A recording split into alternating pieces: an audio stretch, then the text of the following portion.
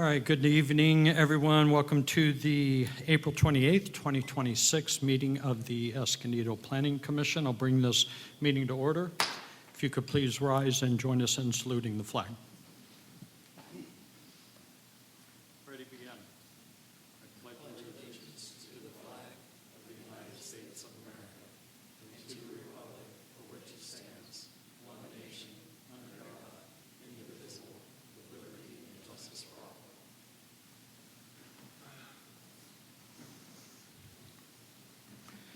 Since this is right on the first page of our agenda tonight, we have a correction on the minutes clerk. I believe one of the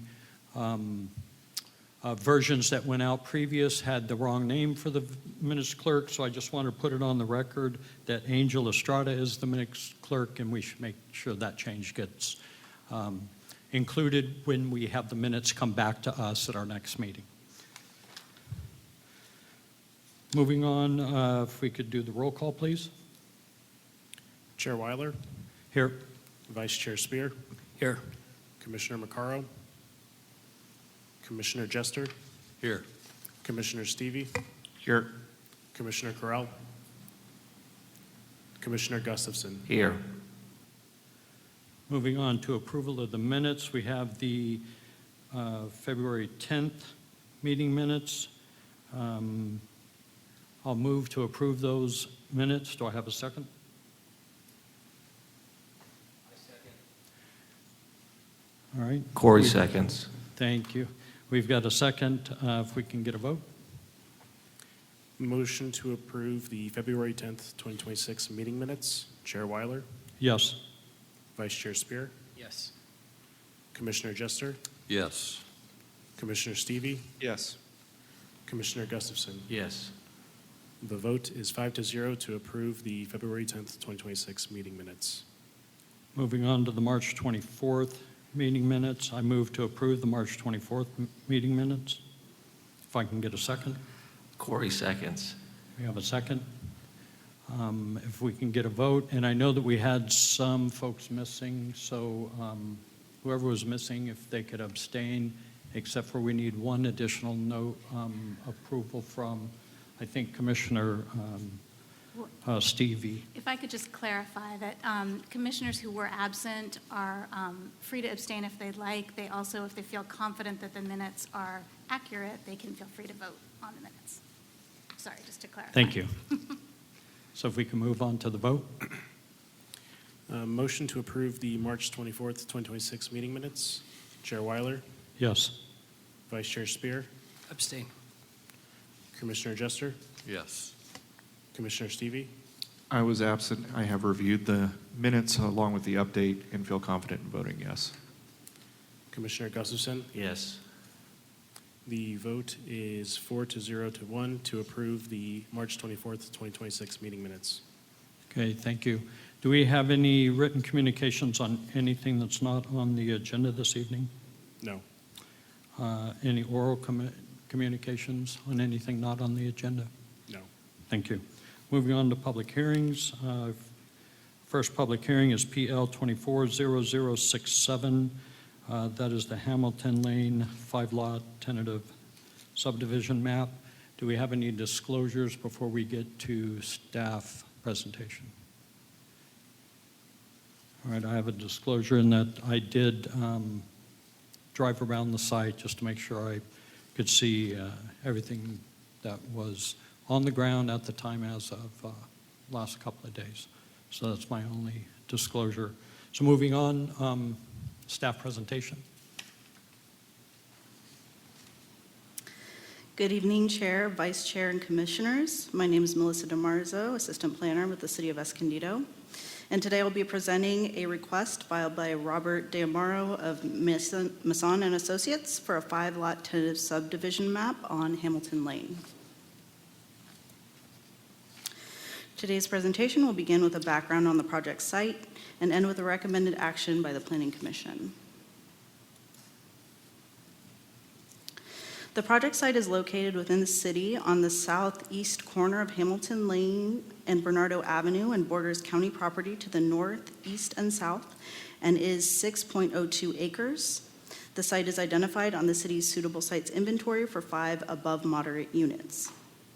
In 2005, an application was filed on this site for annexation into the city, pre-zoning to RE40, a tentative subdivision map of 5 lots, and the adoption of a CEQA mitigated negative declaration for the project site. In response to a code enforcement case, vegetation was removed without a permit from the site in 2021, including coastal sage scrub and non-native grassland. The general plan designation for the property is Estate 1, and the zoning for the property is RE40, which is residential estates with a minimum lot size of 40,000 square feet. This designation and zoning permits residential single-family development on large lots consistent with the surrounding area. The previous project was approved in 2007, and the environmental document was adopted for the site at that time. Originally, the map approval was set to expire in 2010. However, the MAP Act extended the approval to 2017. Prior to expiration, applicant filed and was granted an extension of time until 2020. And in early 2020, the governor issued a statewide COVID-19 emergency declaration, which provided an automatic extension for the map to 2021. No further requests for extension were filed, and tentative map expired on December 6, 2021.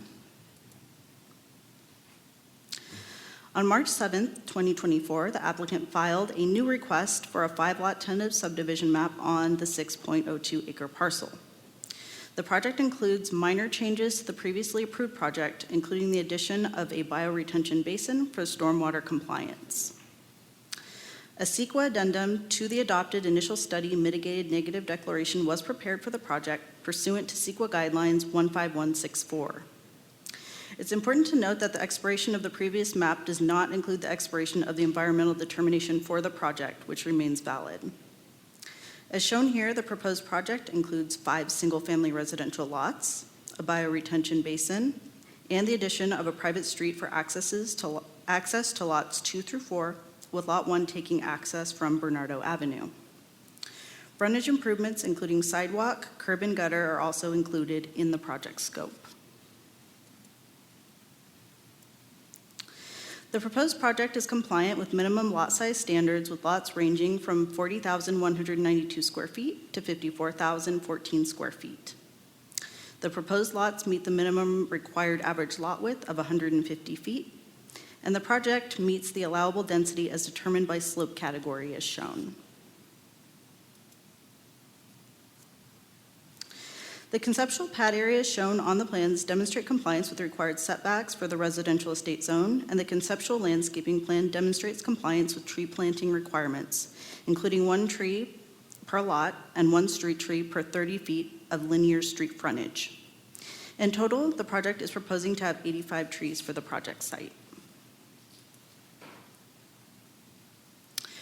Per CEQA guidelines 15162, certain triggers require subsequent environmental documents to be prepared and circulated for public review.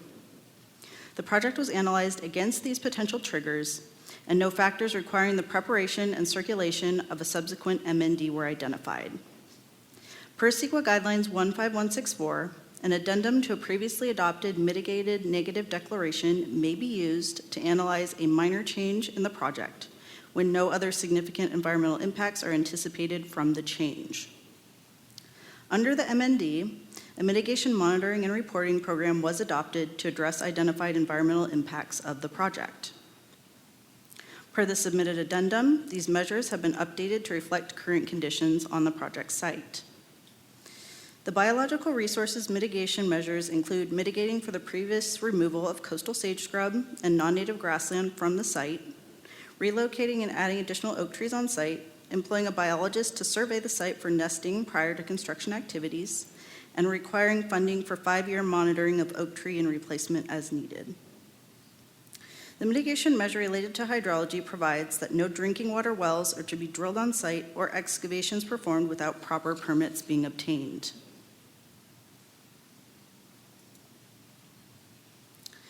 The project was noticed in accordance with noticing requirements. Public comments received regarding this item include concerns regarding neighborhood character, speed limits and sidewalks, cultural resources, and proximity to the Chatham Barrel Yard, a hazardous waste site. The project was analyzed and determined to be in conformance with zoning standards and compatibility with the surrounding neighborhood. The project is conditioned to provide sidewalk improvements for the development, and the comment has been provided to engineering staff for potential future study. Concerns regarding tribal cultural resources were also raised. Pursuant to AB 52, tribal consultation is only required if a notice of preparation or notice of intent has been prepared. In the case of addendums, an NOI or NOP is not required, therefore AB 52 isn't required. However, given the previous identification of cultural resources on site, the project has been conditioned to require tribal monitoring during ground disturbance activity. Additionally, public comment was provided regarding proximity to the Chatham Barrel Yard hazardous waste site to the northwest of the property. An environmental site assessment was prepared by Weiss Environmental for the project in April of 2025, which concluded that no features, activities, uses, and/or conditions that in our professional judgment may indicate the presence or likely presence of hazardous substances or petroleum products that have significantly impacted the site were identified during the completion of this assessment. Monitoring well 57, previously installed on the site to monitor groundwater and detect contamination, was approved for decommissioning by the Department of Toxic Substances and Control in 2008 and removed in 2009. As previously stated, per the conditions of approval mitigation measures, no drinking water wells are to be drilled on site and no excavation shall be allowed on site without proper permits. Based on the foregoing, staff recommends the Planning Commission adopt Resolution 2026, adopting the first addendum prepared for the project and approving the project as conditioned. Staff and the applicant are available to answer any questions at this time. Okay, thank you. Before we go into questions of staff, do we have a presentation from the applicant? We do not. Okay. We'll go ahead and move on to questions of staff. Commissioner Stevie? Yeah, so looking at some of the feedback we received so far from neighbors, one of the issues that was presented to us was that the CEQA guidelines have changed since the time of the original study and the negative declaration. And I'm curious if you can comment on whether that is A, true, and then B, whether that's relevant in this case.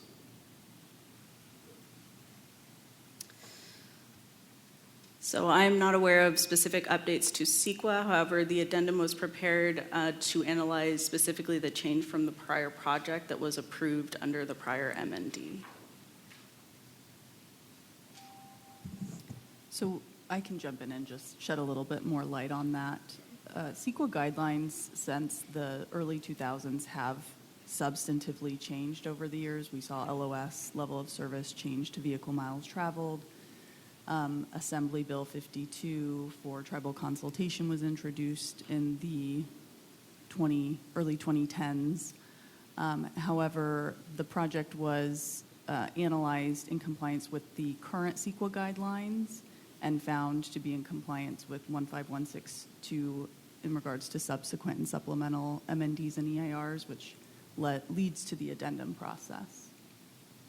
Okay, and as a follow-up to that, one of the commenters noted that no vapor study has been conducted, only groundwater study. Is that accurate, and is that a concern for city? So the Chatham Barrel Yard site has been monitored for a number of years since it became that Superfund site.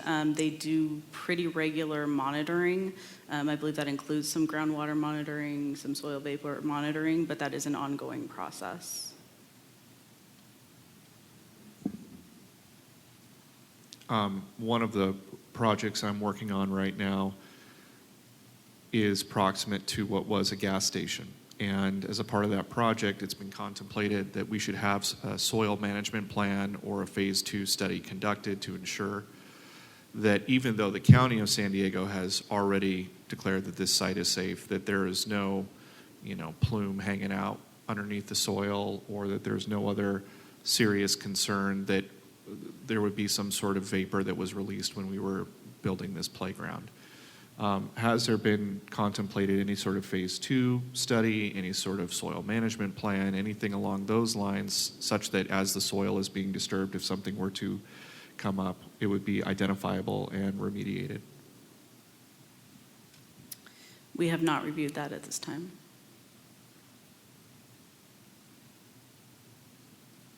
Those are all my questions. Any other questions by the Planning Commission? Commissioner Jester?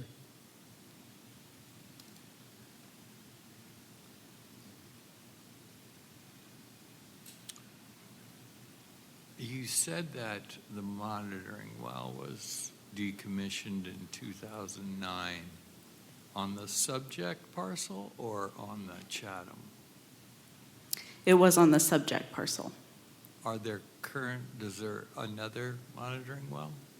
Yes, there was one installed to the north of that site along Hamilton.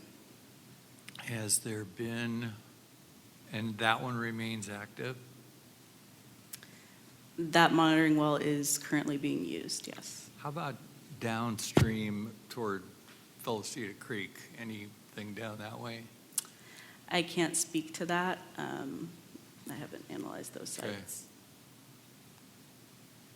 I don't recall seeing the results of that well in brief. Was there? There was a lot of pages.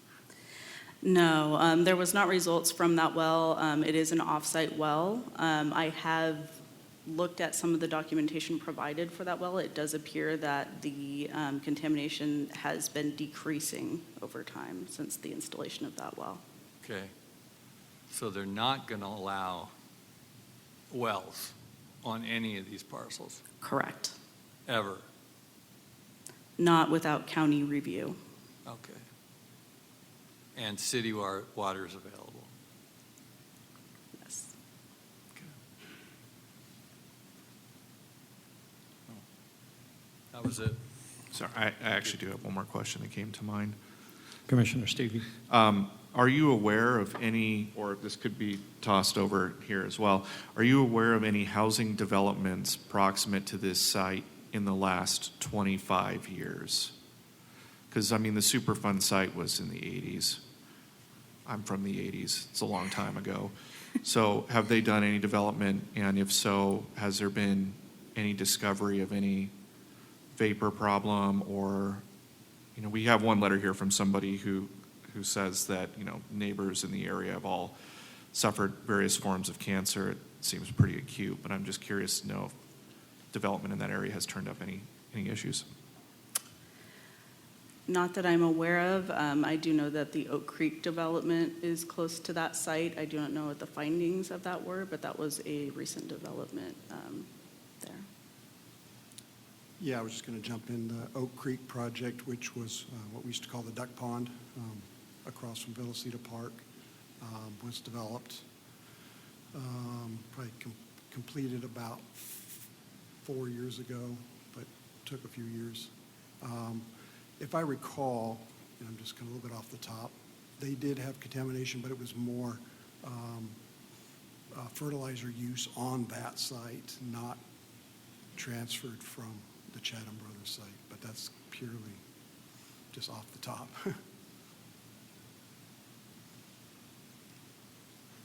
Any other questions? I've got a couple, and this is based on, you know, one of the letters that we just received, and it comes from the North County group of the Sierra Club, but they've got a request about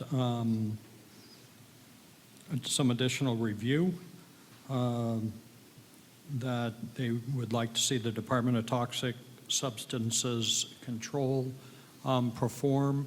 Is this normally what that agency would perform for a project that's in close proximity to a Superfund site?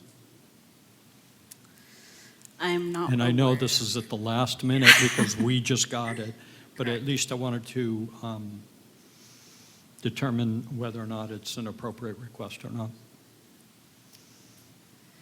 Yeah, I'm not aware of what DTSC's procedures are related to that. It's certainly something we can look at. I mean, in reading this, you know, it does have a request that look at stopping unabated discharges into Felicity Creek. I would assume that, especially with the close proximity of that, the Duck Pond project, that that may have been looked at that time, but I don't know. But I would suspect that the Sierra Club group would have requested something similar then. Do you happen to recall if there was any discussion about discharging into Felicity Creek? Mr. Tunnell? From the Chatham Brothers? That's what I'm assuming. Okay. Boy, I don't recall. And I don't recall that coming up and being identified. I'll put it that way. Okay. One of the other letters that had come in from, looked like an adjacent property owner, was regarding the speed limit along the main road fronting the project. I believe that the speed limit there may be 45, but a predominant portion of that roadway may be in the county.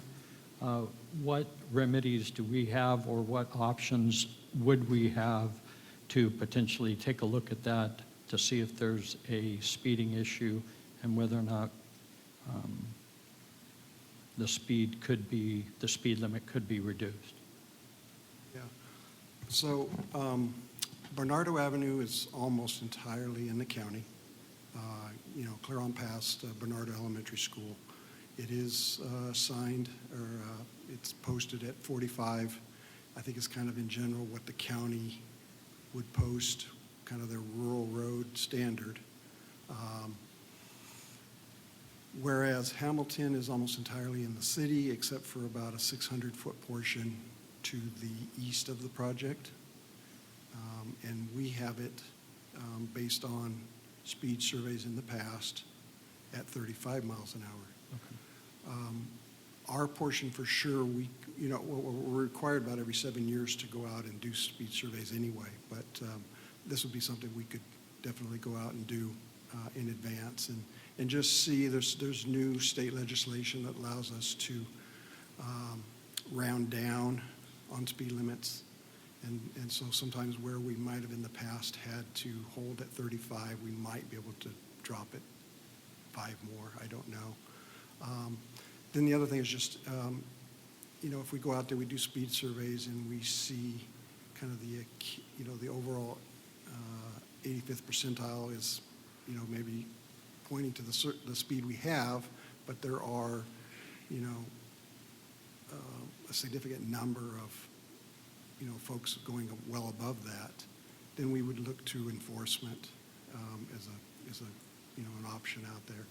With the county, we've worked with the county in the school, kind of in the school zone, because like I said, Bernardo's in the county, but we did, in conjunction with the school district, work with them maybe 10, 12 years ago on some of the crosswalks and try to enhance that.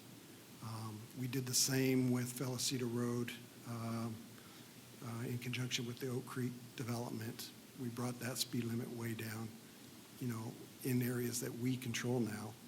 But once you get past, down near Felicita Park entrance and below, you'll see that's back up to 45. And so we can work with the county, but it is their jurisdiction. Being that that road goes right by a school, I would assume that if a lot of parents were seeing that there may be speeding issues in this general area, that the school district would be contacting the city to conduct some sort of assessment out there with the speed. And at this point, since the speed limit apparently has not changed, I have to assume that the school district has not lodged any formal type of complaints or recommendations to assess that speed limit. Is that kind of a correct assumption? Well, like I said, Bernardo's in the county. So while we kind of worked with the county and the school district to improve some of the crossings and also, the school zone signage down to 25 when children are present.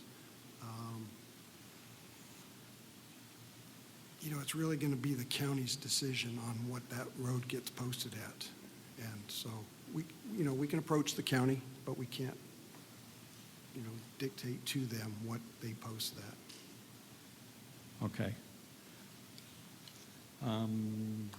Go ahead. Just on the other aspect of pedestrian safety, the project will be doing its frontage improvements with sidewalk.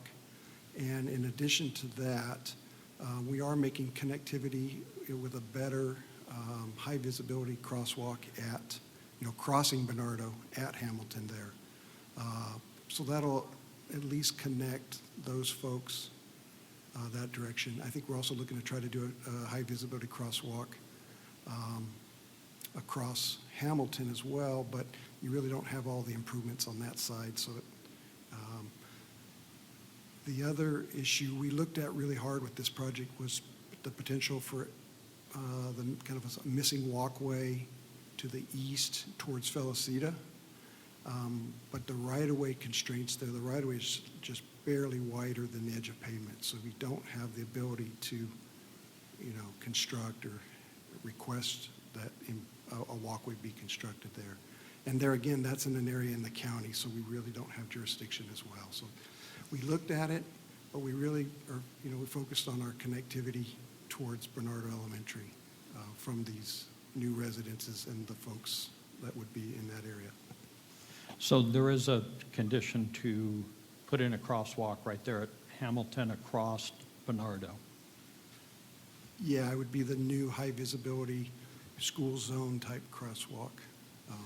Is that similar to the ones that are closer to the school that are out there today? Or is it a different configuration? Yeah, I'm not sure if the county has the same exact same, Okay. but it was something very similar.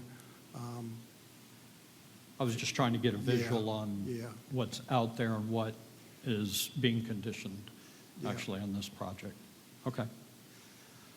I don't have any other questions. Commissioner Stevie, did you have something else? Anyone else?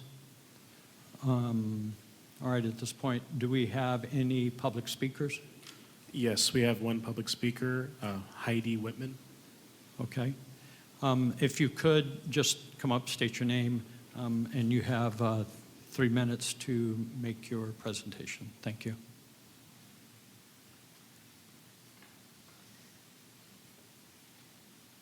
Good evening, Commissioners. Thank you for your time this evening. My name is Heidi Whitman, and I live and own directly across the street from this project on Rancho Diego Court.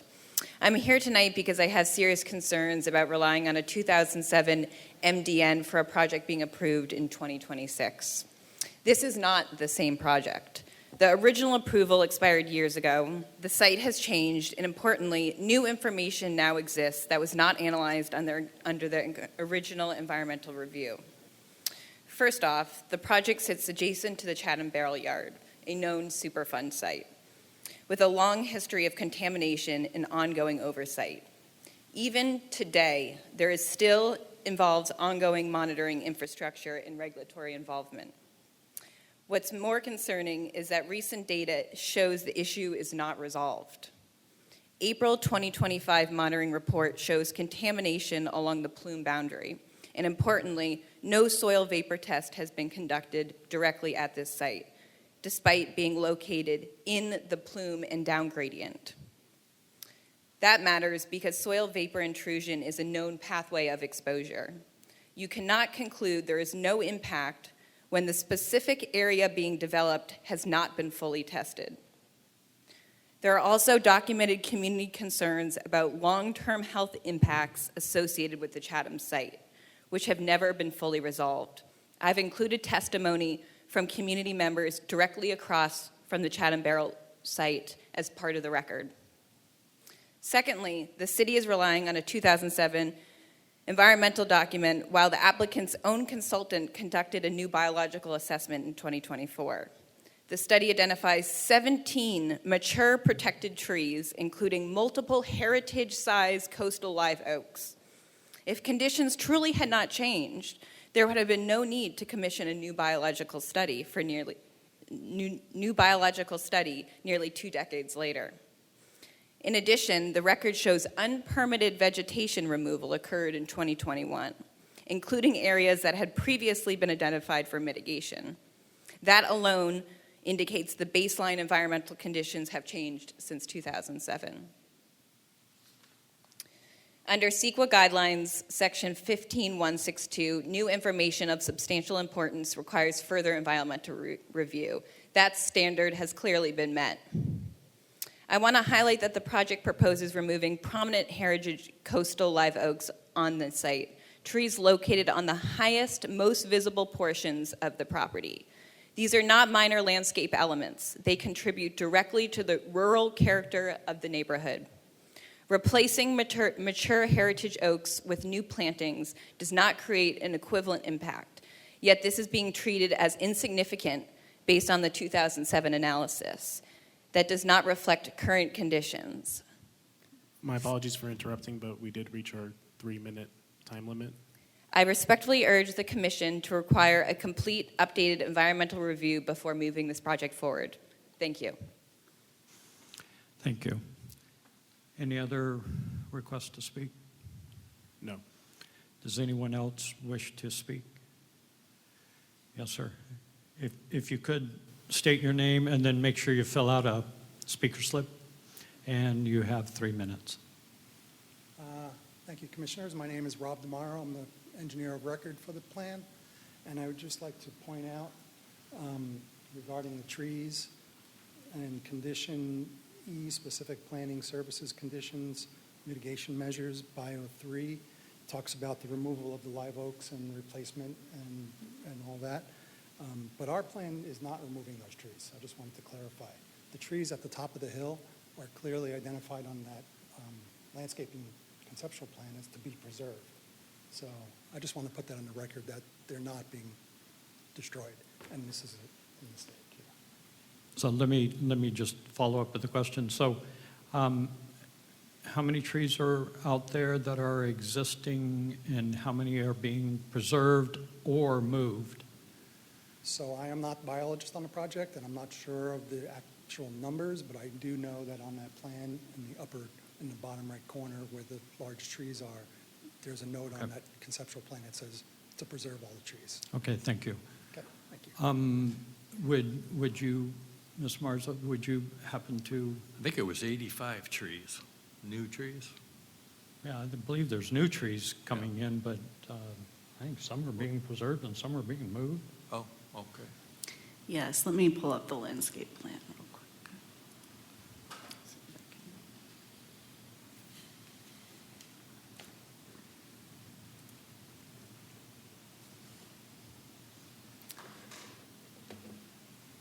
Yes, so these items here, existing tree to remain, species noted, protect in place, they are all noted here. So this is the trees, and then these are the trees to remain in place.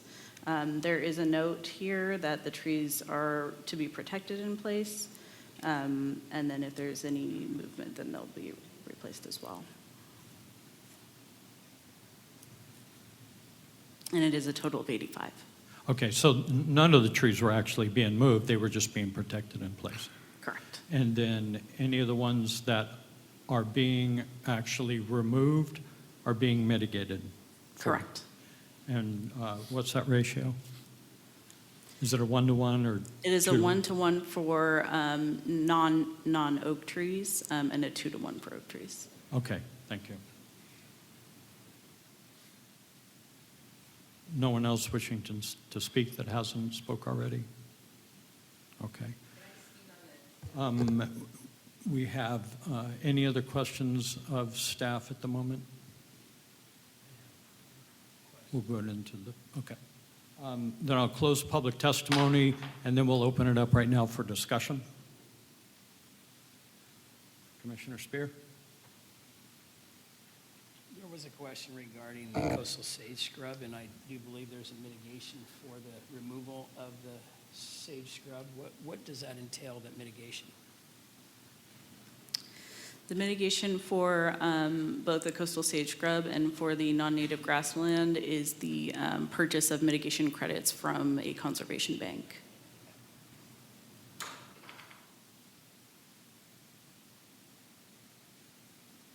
Thank you. Discussion?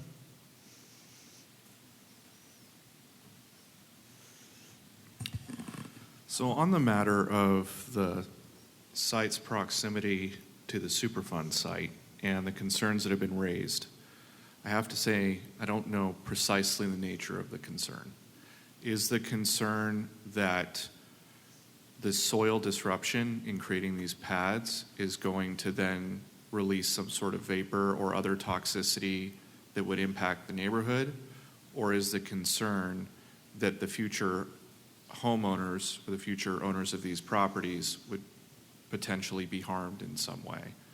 That's part of what I'm not understanding from the criticism.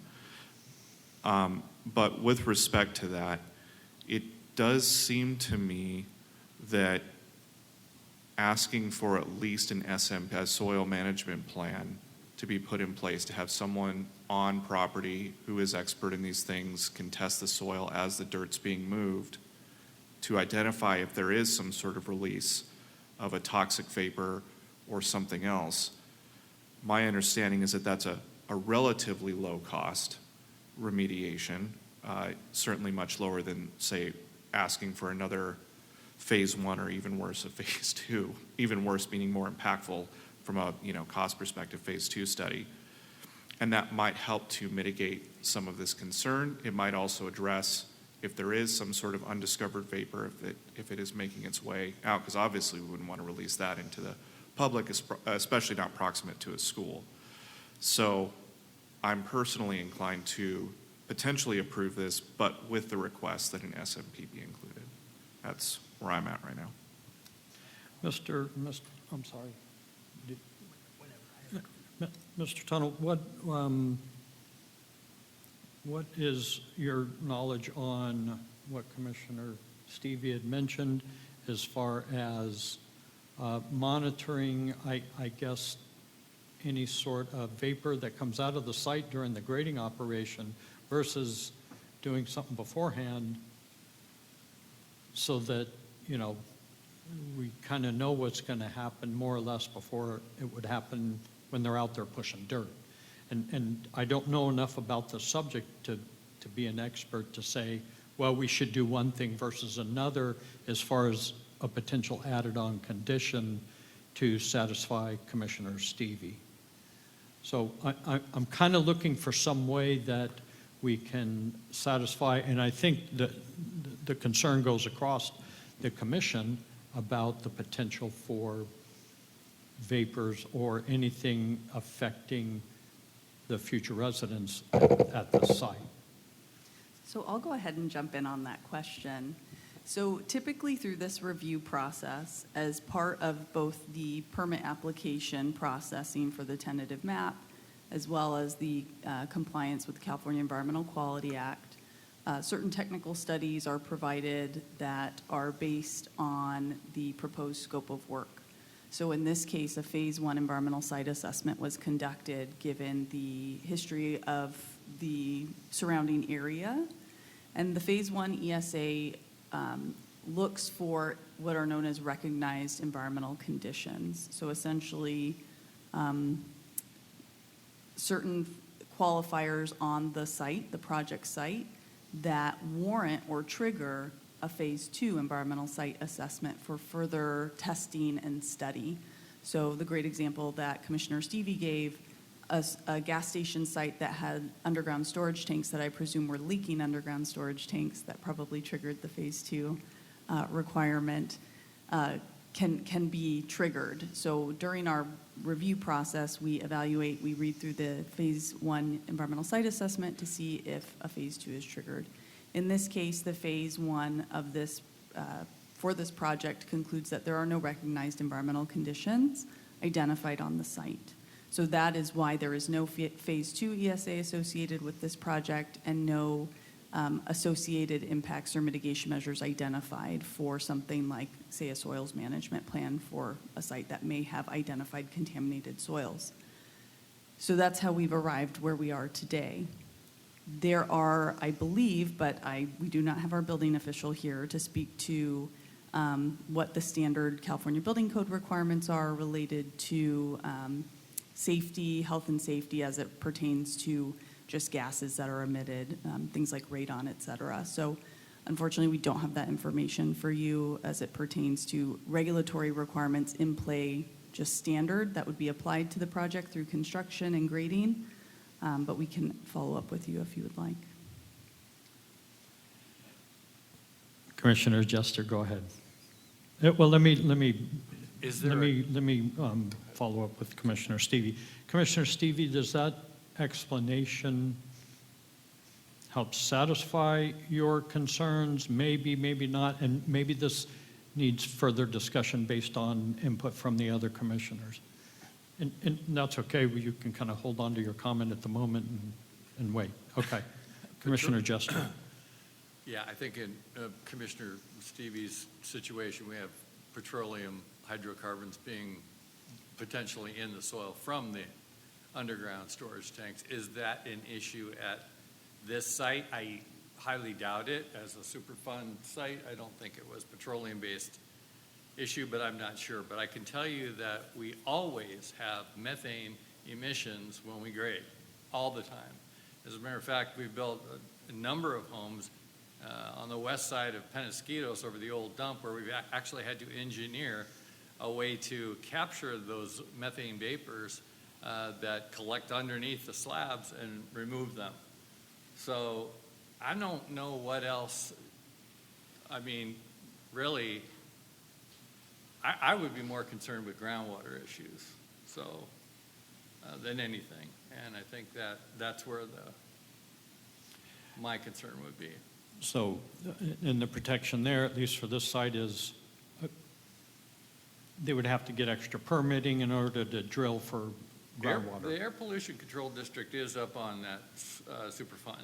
Yeah. Okay, they've been up there a long time. Yep. So they're monitoring constantly. So I don't know what they're doing over on this parcel, but, you know, if they're okay with what's going on at the other site, then I would think that there wouldn't be a whole lot of concern on this particular site. Okay, thank you. Comments? Yeah, I think the question's a good one. I do appreciate staff's comments regarding triggering additional studies. And as I think about, you know, the comments that have been given, which are good, I assume that the concerns that could be have been looked at.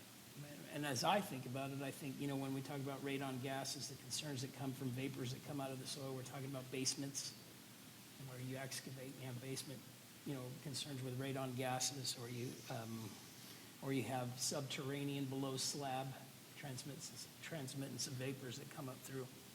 This is off-site, correct? The concern is off-site. We're not talking about affecting that by the grading that's performed on this site. And I think they have addressed, as I think about the water issue, that's where you could potentially get contamination from one site to another, but they're saying, look, we're not having you put in any wells. So I think they've addressed it. I don't see that we have a real trigger for concern or anything that would justify putting a requirement for additional testing. That's my thoughts. Yeah, I would agree with that as well. I think they did a pretty good job, really, with the mitigation efforts. So, over and above. There's a lot of them. Commissioner Gustafson, any comments? Okay. Commissioner Stevie, coming back around your way. Well, so I respect the process. At the same time, right, we're getting these letters people who are, have these rare cancers proximate to the site. We're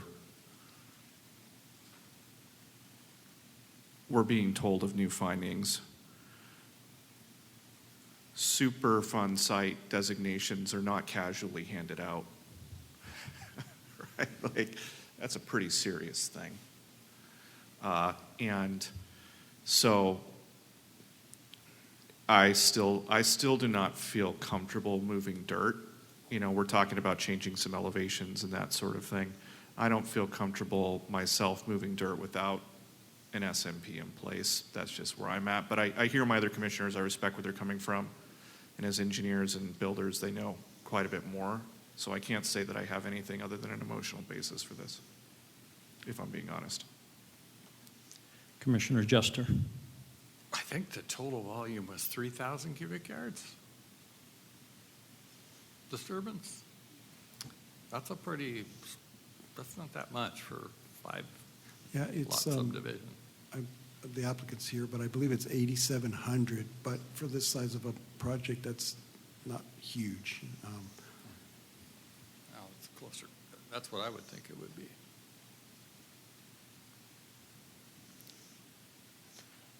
Commissioner Jester, maybe you know this, but Mr. Tunnell, you might as well. Requirements, what are the requirements as far as some sort of vapor barrier type structure underneath the slab? If these sort of concerns come up, whether it's methane or any other gases that could potentially come up from the ground. Is that a normal requirement to put some sort of vapor barrier underneath the home to ensure that vapors aren't getting trapped? Yeah, I mean, I'm a little bit out of my wheelhouse here because it's the building department, but building official. But yeah, standard slab on grade construction would have kind of a sand layer and a heavy visqueen plastic vapor barrier and sand layer, primarily for moisture, but it would also block vapors generally. And then a kind of a follow-up question to that.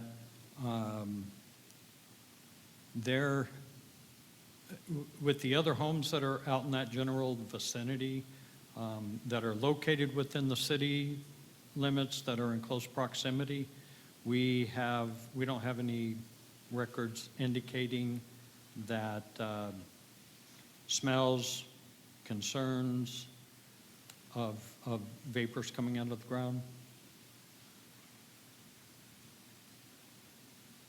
I mean, something like that. I would assume if it was something that was significant, we would probably all hear about it because that's a big deal. Like Commissioner Stevie said, these Superfund sites, they don't get designated as such for no reason and without constant monitoring to ensure that the public is especially the public in close proximity, is safe. I get the underground potential movement of a plume, but a lot of homes have been built around that area. Yeah, I mean, the city, we receive lots of citizen feedback in general, but I don't think we really have anything that's set up to, kind of receive and monitor these type, in general, smell or gas, I mean, we do get those kind of things occasionally around the city, but I don't know if there's really anything to compile those that I know of. We would see a vent on top of a above-ground storage tank for petroleum. That would be a air pollution control mitigation measure for fumes. To further answer your question, Chair Weiler, anecdotally, I, as the acting city planner, am not aware of any complaints in this area related to odor. That doesn't mean there aren't any, just I have not heard of any since my time with the city. Okay, thank you. Any other discussion? Just a few comments. You know, of course, this is a concern. It is in close proximity to a Superfund site. It's been cleared and been under constant monitoring for many, many years, since, you know, the 80s. I think that the effort that's put forth by the agencies required to take this monitoring and constant review of this area to ensure that the public is not in danger is taken very serious. You know, I read through the reports, and with all the other mitigation measures, I think I'm satisfied with the mitigation measures that have been applied, the conditions that are also applied to this project as far as the street safety, the inclusion of the curb gutter sidewalk, the crosswalk at Hamilton and Bernardo. So I'm inclined to support this project as it has been presented. Any further discussion? Entertain a motion. Commissioner Spear, do you have another comment? I appreciate, Chair Weiler, I appreciate your comments and your clarification on your position. I hope that for those here, especially those that have expressed concerns, I hope your perspective matches our intent. That is to listen to each of those concerns, to ask the questions that we need in order to fully feel like we vetted your concerns and been stewards for your concerns.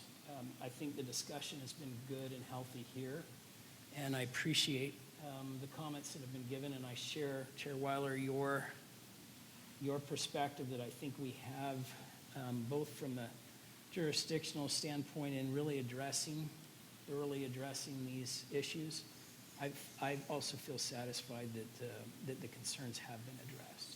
So hopefully, not only does that assuage our concerns, but hopefully it makes you feel better, those that do have concerns and that took the time to be here. Thank you. Thank you. Entertain a motion. I'll entertain a motion to approve. We have a motion by Commissioner Jester to approve. Do we have a second? I will second. We have a second by Vice Chair Spear. If we can have the vote.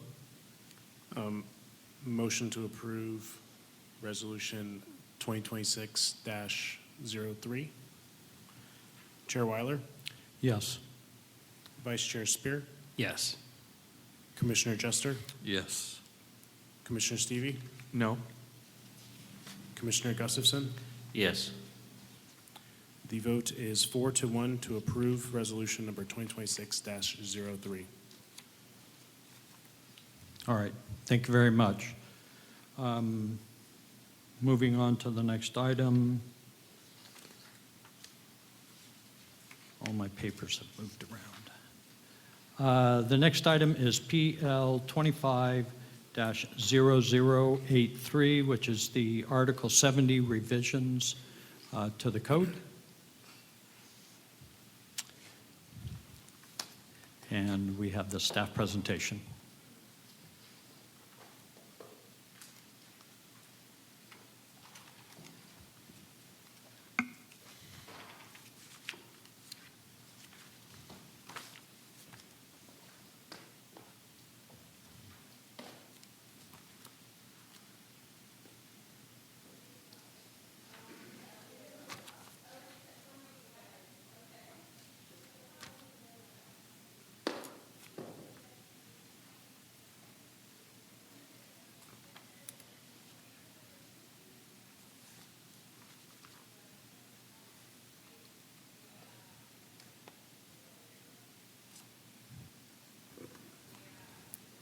Okay, everybody ready?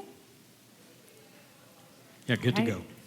Thank you, Chair Weiler and Commissioners. Good evening. My name is Sally Schiffman. I'm a principal planner in long-range planning, and I will be giving you the overview of our updates to Article 70, as well as one minor update to Article 1 of our zoning code. This presentation is going to be pretty hefty, so please try to take notes as we go. I think I will probably answer most questions as I go through this, and then we will have time to discuss at the end. I'm going to be going over a little bit of background just to orientate ourselves to what the topic is tonight. Then I will go through all of the proposed revisions to Article 70. We did receive one public comment letter that you all should have, and so I'll go through what our staff recommended changes are as a result of that letter.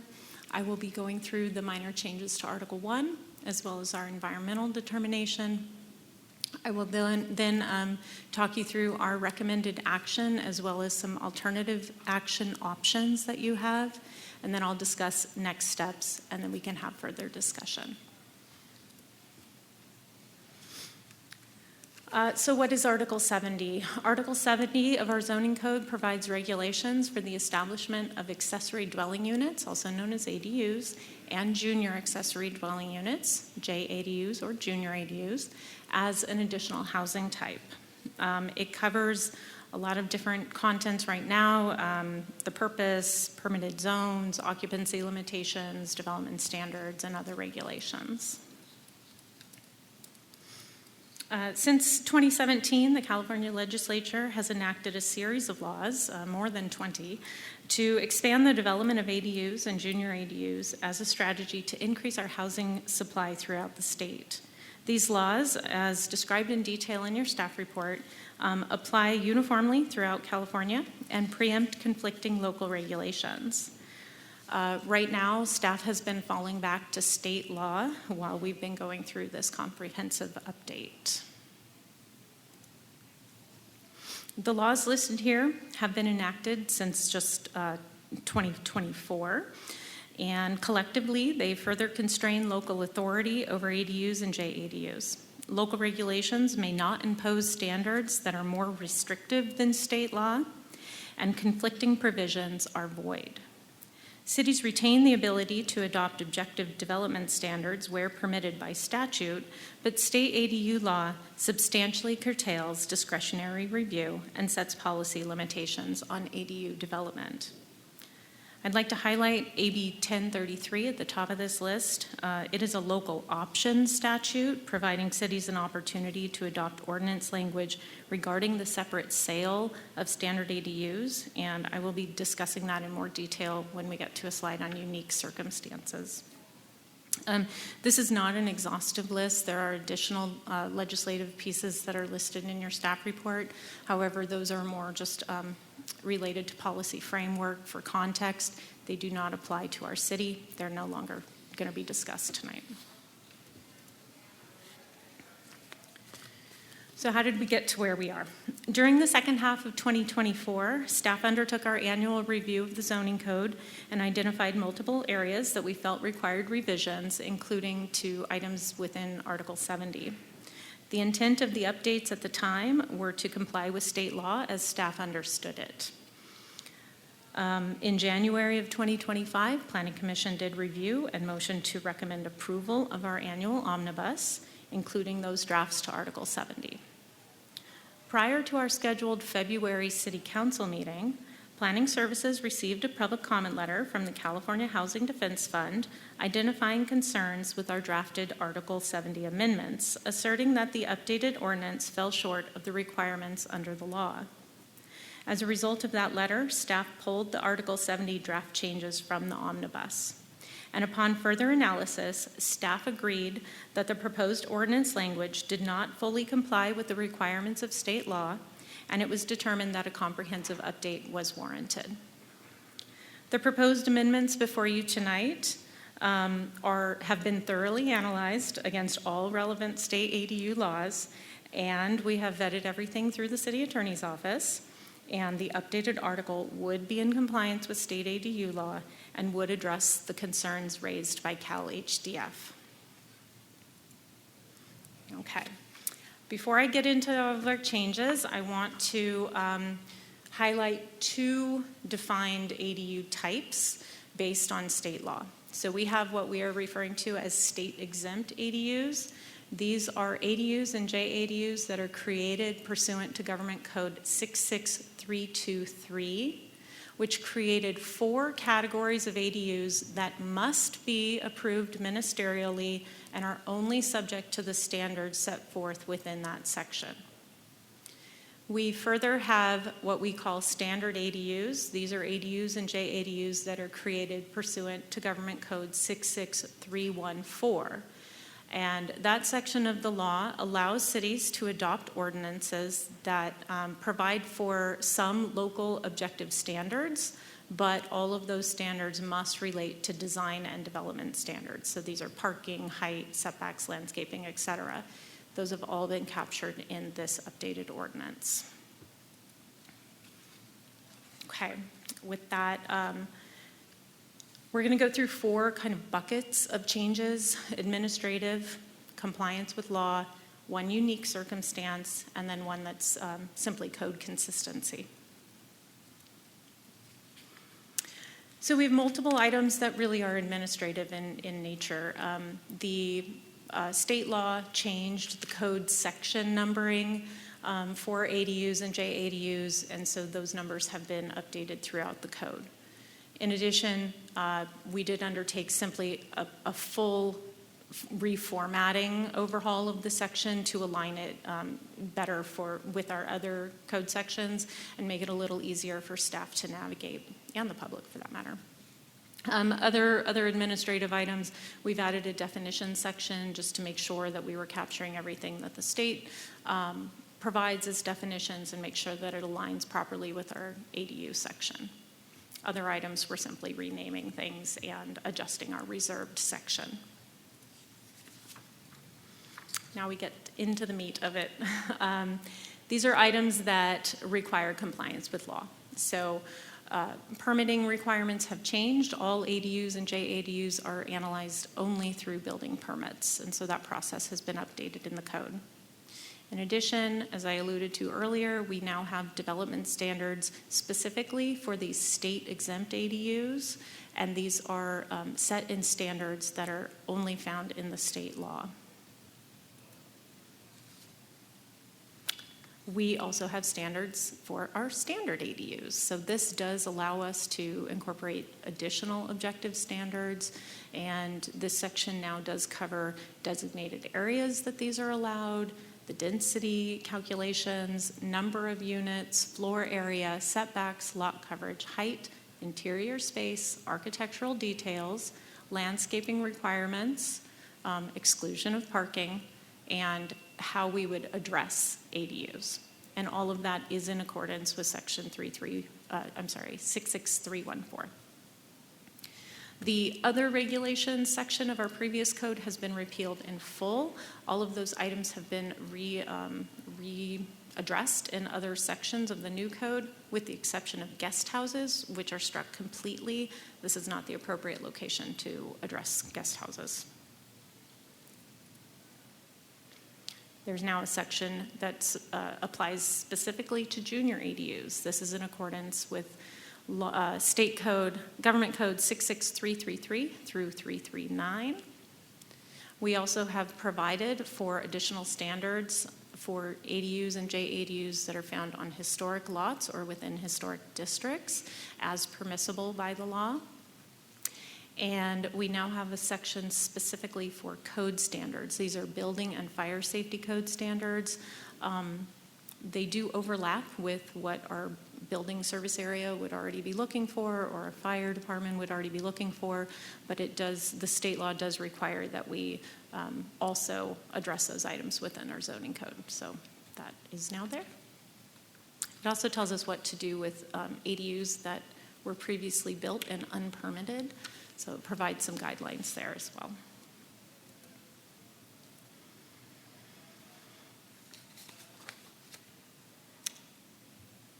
Application and procedures. This details our timing restrictions and how we need to go through the review process when an application is submitted through building. Decision to deny. This section used to be findings for approval or denial. We cannot deny an ADU straight out, and we do not have any discretionary abilities over ADUs.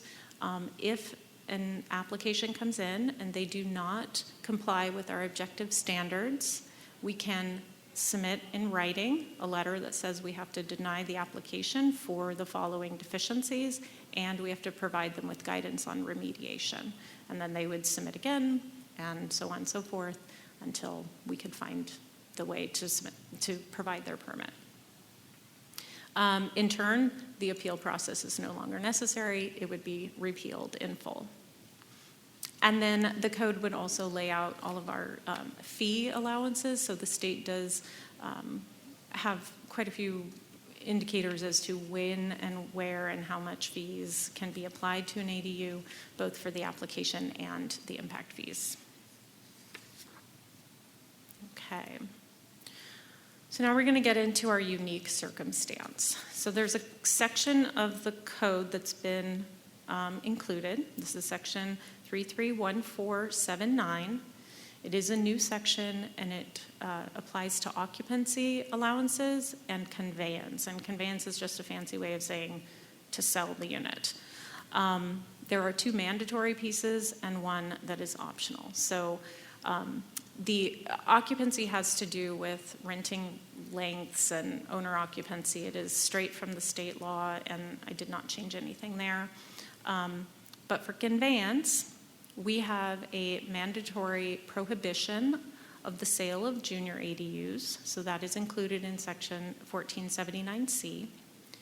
We have a mandatory requirement under the law that allows for the sale of state-exempt ADUs under certain circumstances. And the circumstances have to do with affordability levels and the income level of buyers and the classification of who maybe had built that unit. So if a nonprofit organization built that unit, technically owns that unit, they deed restrict it for low income, it could be conveyed to a qualifying individual or family. And then we have an optional item. This is through Government Code 66342, which says that states may also adopt an ordinance to allow the separate sale of standard ADUs as condominiums. If a city chooses to adopt such an ordinance, then the code further stipulates requirements for such action to be taken, including the recordation of condominium plan and a subdivision map. Staff is recommending adoption of section 331479D2, which would allow for conveyance of standard ADUs as condominiums. And finally, we have one item in our code that would be simply for code consistency with other areas of our zoning code. And this is for allowable uses of ADUs and JADUs. So it would reiterate that ADUs are a residential use, and they are intended to be used consistently with the underlying general plan and zoning designations.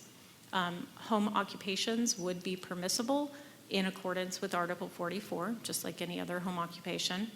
Animals would be limited to the property as a whole. So the primary home and the ADUs do not each get 3 dogs. They get 3 dogs total for the entire property, in line with Article 6 and Article 57. And then finally, the Director of Development Services would have the responsibility for making any final determination if there was any sort of uncertainty in an occupation, for example.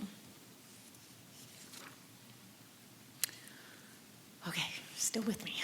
We did receive one public comment letter. This, again, was from the California Housing Defense Fund. They had been notified, staff did notify them last week when everything became available, and they submitted their comments to staff last Friday, which was very nice. We had a moment to kind of think about how we would respond.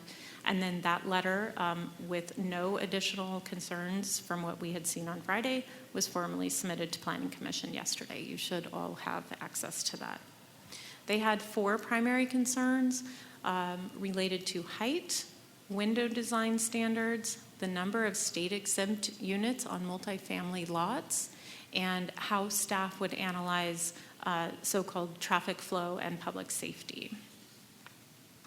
So I'm going to go through each of their comments and then explain how staff is recommending that we address their request. So the first item had to do with height. They correctly pointed out that Government Code 66321B4D does require a minimum height of an attached ADU be not lower than 25 feet. In our section 331475G, subsection 1B, this was a typographical error. It should have been 25, we wrote 24. We are recommending that that just change to comply with state law. Their second item has to do with window design standards, and they assert that this that this part of the code includes subjective language by including this use of substantially. So what does something substantially mean? If it substantially meets something, staff is recommending that we simply strike substantially from these two code sections, and therefore window designs would flat out have to match the primary home. Their third item had to do with our section 1474D, and the second sentence shown here in strike through, these units shall be inclusive of those which may have been permitted under subsection C2. Staff went through many iterations of this while we were changing it, and upon further review, we realized that this sentence is not necessary here, and it does cause some ambiguity in the read of the new section. So we would like to strike that and simply add this language of existing primary units, which would clarify how we count existing multifamily units when calculating out potential detached units on the same site.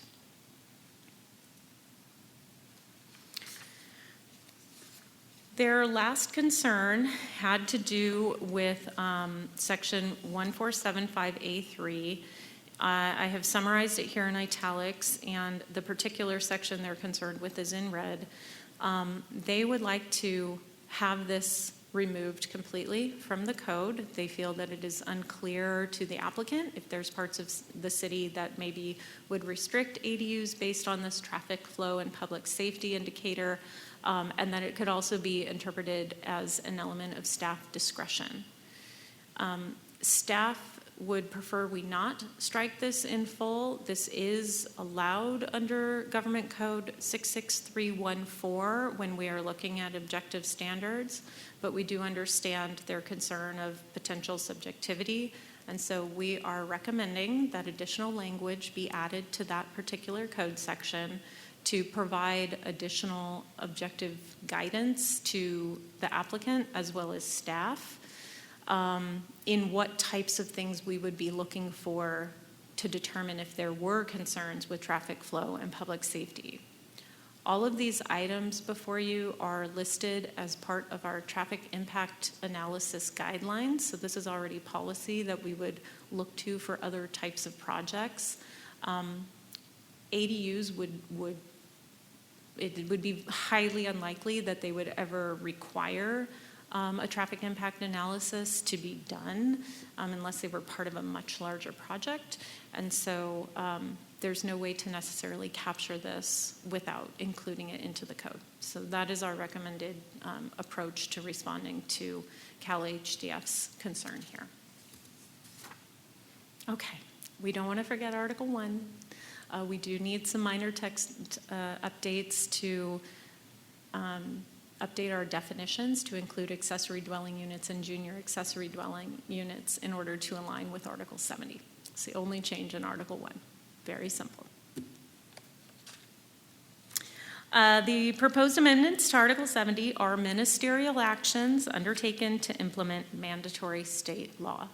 The city lacks discretionary authority to deny, modify, or condition these provisions based on environmental considerations, and therefore this action is not subject to CEQA pursuant to Public Resources Code Section 21080B1, and it is statutorily exempt from CEQA under CEQA Guidelines Section 15268. Further, the proposed amendments to Article 1 are exempt pursuant to CEQA Guidelines Section 15378B5, as changes involve organizational and administrative activities that will not result in direct or indirect physical changes to the environment.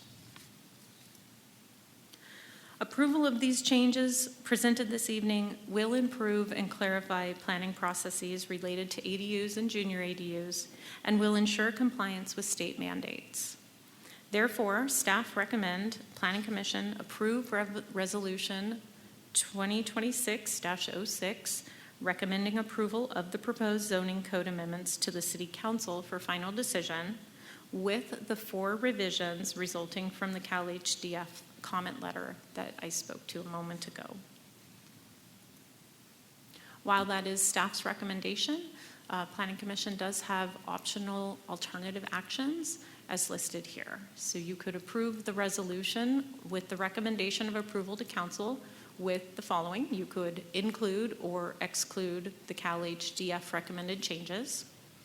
You could include or exclude the optional conveyance section included as 33-1479D2 of the draft ordinance. You could choose to continue the item to the next regularly scheduled Planning Commission meeting on May 12th for further discussion and future decision if you so choose. Or you could also choose to table the item if you would like to provide staff with direction and feedback on any of the items herein for further analysis and future agendizing. Depending on your action tonight, our next steps would include taking the ordinance to City Council. Right now, we're tentatively scheduled for June 3rd. That can always change if it needs to. And then we do, pursuant to Government Code 66326, we will be required to submit a copy of the ordinance to the Department of Housing and Community Development within 60 days of adoption by City Council. If they have any revisions or modifications, we would take this back through the process with those changes presented. Okay, I've gotten through everything. I do have the state law with me. We have our city attorney here. I have the revisions and the new code, so if we need to discuss any section, I can pull slides back up, whatever you need. Thank you. Thank you. That was an excellent presentation. It was a lot to cover, so appreciate all the effort that you and the rest of the staff went through to put this together, so thank you. Questions of staff? I have questions. Commissioner Yes, Jester, please. It was a very well-done presentation. Thank you. I would love to get the succinct copy with our package next time, because there's a lot of information to go through to get to what you just explained in 20 minutes. That would be really helpful. It was excellent. Okay, I just want to go back to the subjective design element, windows, let's say. You keyed in on that. That was one of the Cal HD, their concerns. And so okay, so you have a house that's built in the 50s. They still have the original windows. And now you're going to do a 2026, you're going to do an ADU, and you're going to match these single pane windows. What is the subjective? Is it to appearance, or is it to the complete and total design? Because really what you're fighting against is Title 24. Fenestration for buildings, and that brings in all kinds of floor coverings, the direction, the orientation, east, north, south, everything, and that's going to become a problem if they're to be the exact same windows. So what's the intention behind just the windows thing? Because there's seems to be a lot of. Thank you for that question. Ultimately, it would be appearance. Okay. So they just have to look like it. Correct. And the way to do that objectively is to at least indicate framing, materials. What else do we have listed?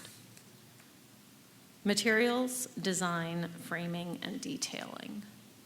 So those are the 4 areas that we would look to have them tell us, yes, this is going to How about, be similar and it would match. It would match. It would how need to about match.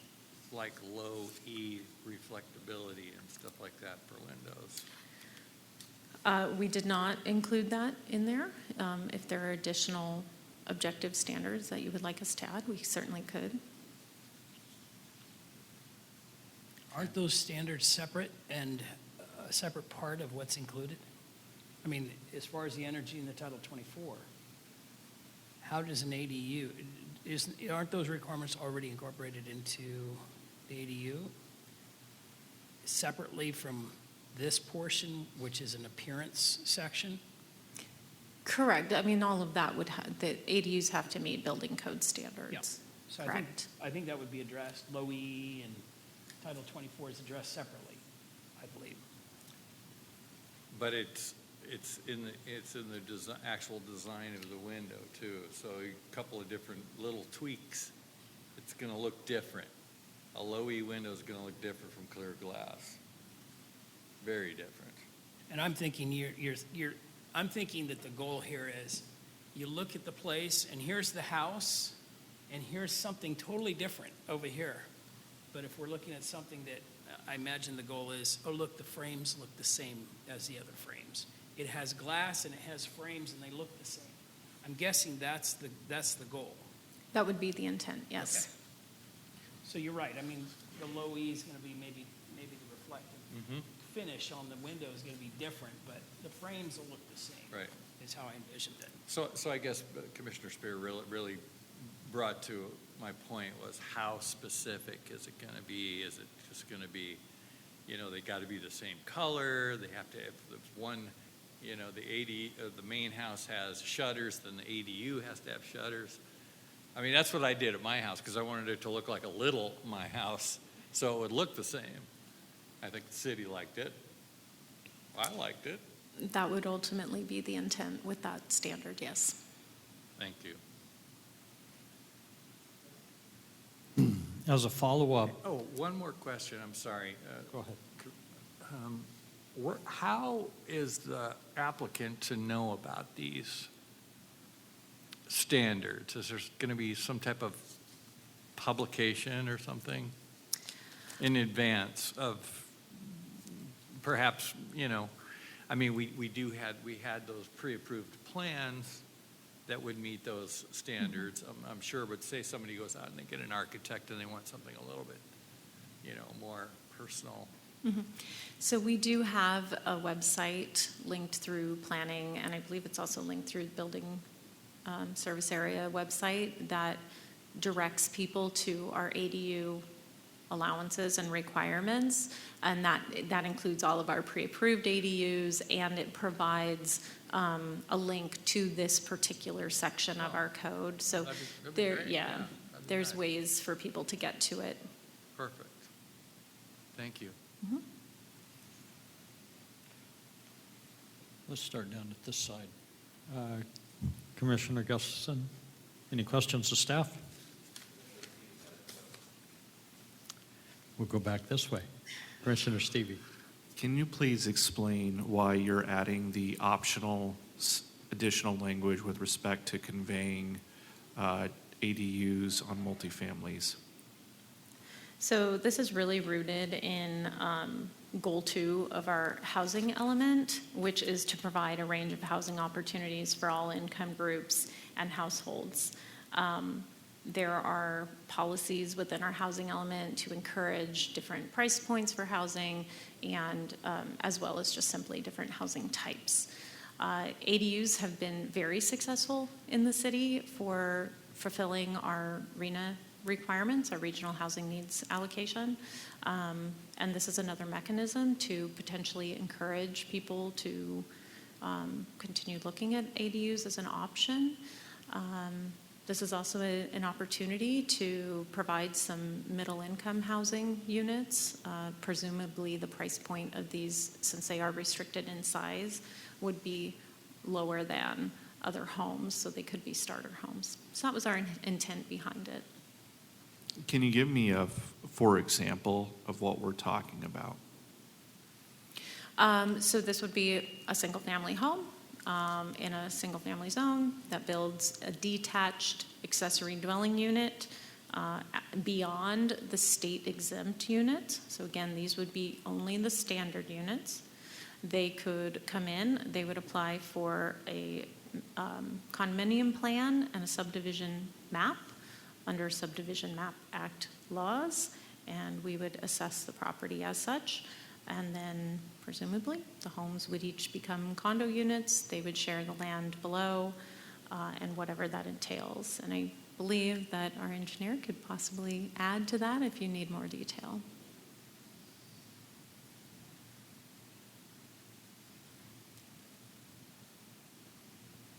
Yeah, I mean, I think you covered the main points. The MAP Act would require a final map get recorded that creates the number of condominium units. And then you would have submitted to and approved by the state a condominium plan that actually creates the two units or however many units there would be. So, Can you do a split under SB 9 on a lot? Yeah, SB 9 is a separate provision. It's different from what you're talking Yeah, about. that would be You're talking two. about a condominium map. Yeah, SB 9 is it's either ADU provisions or it's a parcel, like a streamlined parcel map where you split, and you would actually have two fee ownerships created where people actually own the land Right. individually. Yes. Whereas we're talking here condominiums where you would have airspace. so if I was to take this provision and map it onto the discussion we just had, where you have the 5 lots that are contemplated, there's a world in which what actually happens is instead of getting 5 single-family residences on those estates, you could triple it. Because you could add an ADU, a junior ADU, you divide it through a condominium plan or whatever Mr. Tunnell just described. And what Planning Commission approved was 5 homes on 1-acre parcels, and what we got were 15 homes on 1-acre parcels. So the conveyance process, if somebody wanted to sell the unit separately, would not change the definition of the unit. So the ADU would still be recognized, in our view, as an ADU. So it's not that it would suddenly be able to then, in turn, have its own ADU. No, but each of the primary residences could have an ADU and a junior Generally, ADU. so yes. So under state law now, any home is qualified to have 1 junior ADU, 1 attached ADU, and 1 detached ADU. In addition to that, if the property owner could meet all of the criteria set forth for a standard ADU, they could potentially fit a 4th ADU on their property in addition to their primary home. So what is this optional section? Let me just be super clear that what you described sounds to me like a nightmare. What does this optional section add in addition to, as an option to pursue this sort of scenario that is in addition to what the state already mandates? So it does not change anything in regards to the standards, the development standards that would be imposed on the unit, nor does it change the ability for the unit to exist. All that it would do is provide an option through a condominium plan and a subdivision map to condominiumize that unit and sell it separately. So it adds a profit motive. Correct. Because you could say, well, they'll rent these places out, but like in this, in the city of Escondido, if you could sell these places for somewhere between $250,000 and, $400,000, $500,000, which you could potentially do with the square footage, our prices right now, that's a lot of money. Correct. You could potentially make that in one sale versus 10 years of renting. Yeah, to say nothing of, all the rest. Okay, so that clarifies that. With respect to the staff's proposed changes following the CAL, what What's the name of that organization? It's California Housing Defense Fund, Okay. Cal HDF. What a name. All right, so with respect to the changes you're contemplating making to that, when you remove the word substantially, it feels to me like you're creating a challenge for people who want to do these things, because if they, like, what happens, Commissioner Jester raised the issue, you got a 1950s home, you got these windows, et cetera. What happens if you can't perfectly match? Like, don't we want the planning department to have the ability to say, you can't perfectly match it because these windows don't exist, and so we're going to use our best judgment? Why would you capitulate on that point?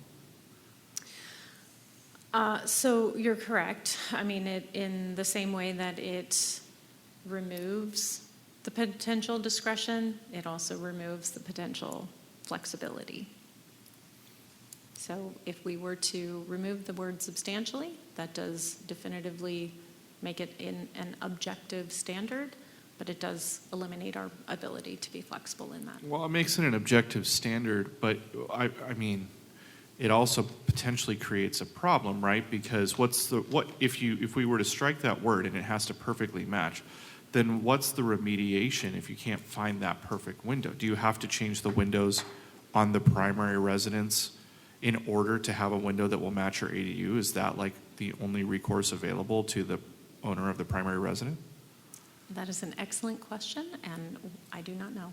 Okay, so I don't know about that change. With respect to the change having to do with parking, and I had a question on section. This is attachment 2, so it's what, section K, parking, part 1, part B, K1B, and K1E, where you say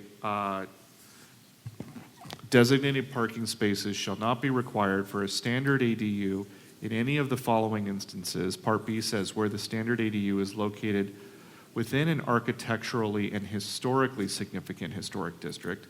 Is that mandated by law? Yes. Brilliant.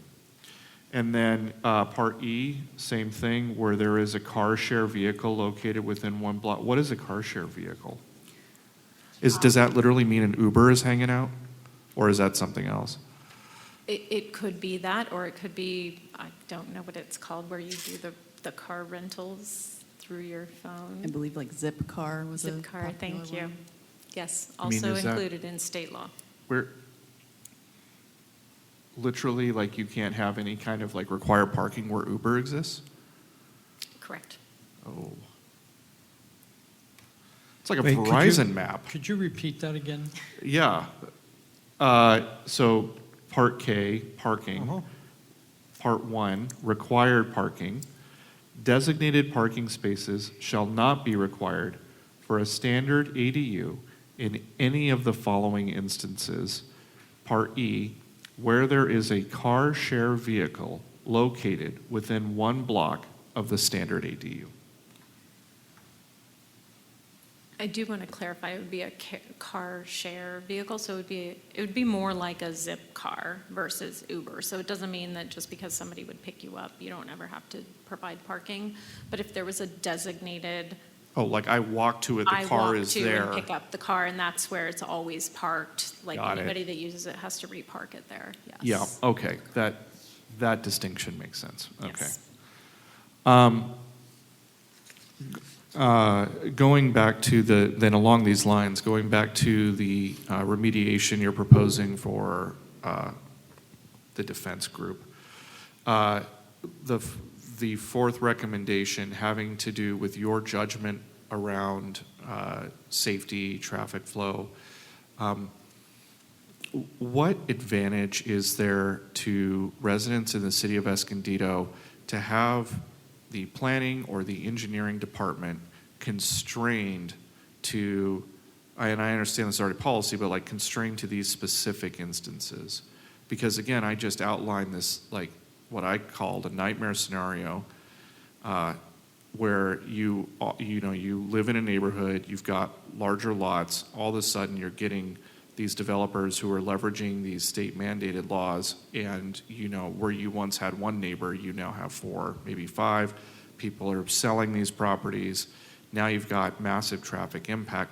It seems to me that the city should retain as much flexibility as possible and not, constrain ourselves to a set of standards, given that we're already being constrained by the state. So what is staff's reason for wanting to constrain themselves to only these? Is it just because we feel, due to this defense group, that we have to somehow defend ourselves against subjectivity?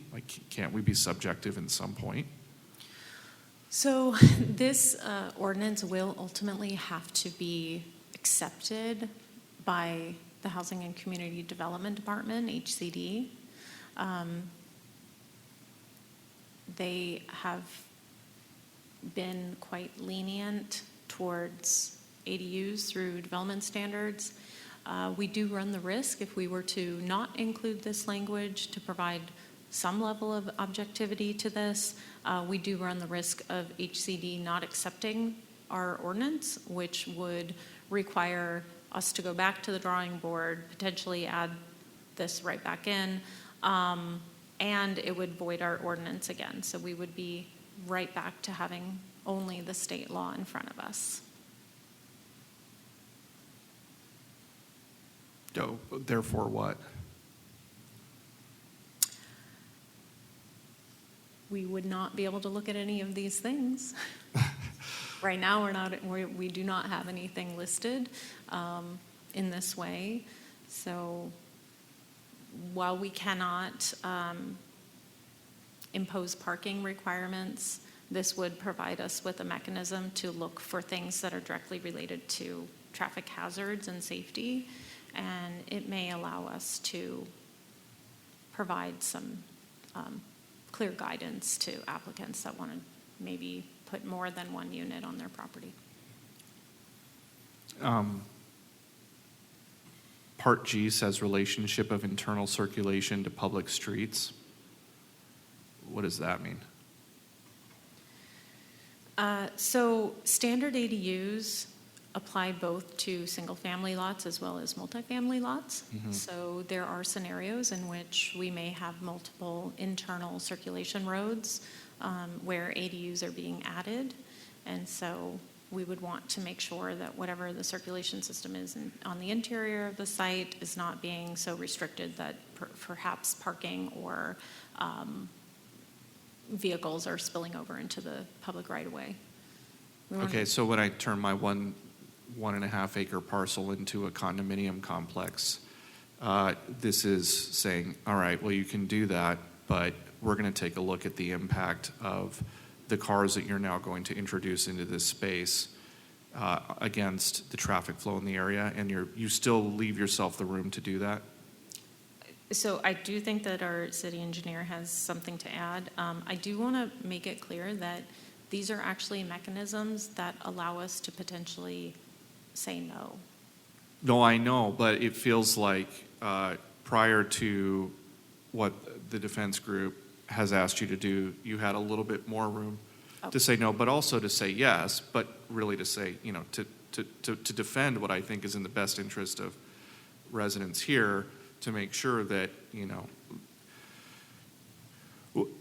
from my point of view, if you're going to build multifamily and you're going to have condo style, you want to have that to be something that's done intentionally and not ad hoc on a lot by lot basis. And what seems to me to be the case is that we're being forced by the state into a situation where the only way to do this, or what we're going to see, is we're going to see this sort of ad hoc development of condos and whatever, right? And so I want to make sure that staff has the ability to be flexible where it makes sense to be flexible, and to be able to say no, where, basically hold the line where we can, so that we can do this in a smart way that is oriented toward public safety, traffic. We don't need to have bottlenecks throughout our city. No one will want to live here, and that'll ruin the tax bases. So, You know, that's all I'm trying to do. I'm trying to make sure that we're not being overly generous to this group, is my bottom line. That is the end of my questions. Thank you. Follow-up. I think that Commissioner Stevie makes excellent points. And so we had a beautiful presentation. Why are we doing this? These are state mandated laws. Right now, we are in a position, staff is in a position where our current code is not compliant with law. It is very difficult for us to navigate our code. We are having to look back at the state law, which is not always easy to read and interpret.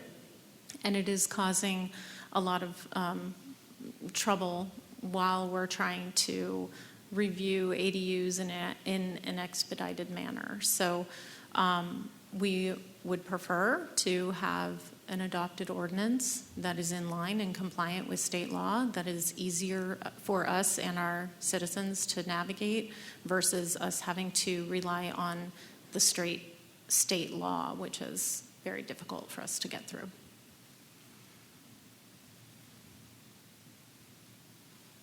Good answer. Question for you. Do we know how many of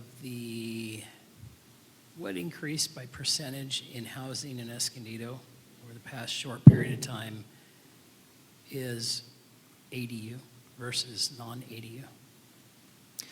I am not going to remember our RENA numbers off the top of my head, but I do know that we have permitted somewhere north of 400 ADUs out of almost 2,000 units, so 20%-ish. I can get you direct numbers if you would like, but That's good enough. That what I have for seems now. pretty close. That's Close. good enough, yeah. Yeah, Doctor, thank you for that. Go ahead. Say somebody lives currently, let's say someone bought a property, it's a 1 acre property, they bought it years ago in Escondido, they said, hey, this is wonderful, I live on in a 1 acre community where you can have no more than one house per acre. Today, that person could have, I guess that lot could split, and that split could then, which couldn't before, that lot could split, and you're saying each one of those splits could then have 4 plus 1? So you are alluding to a lot split under SB 9, presumably.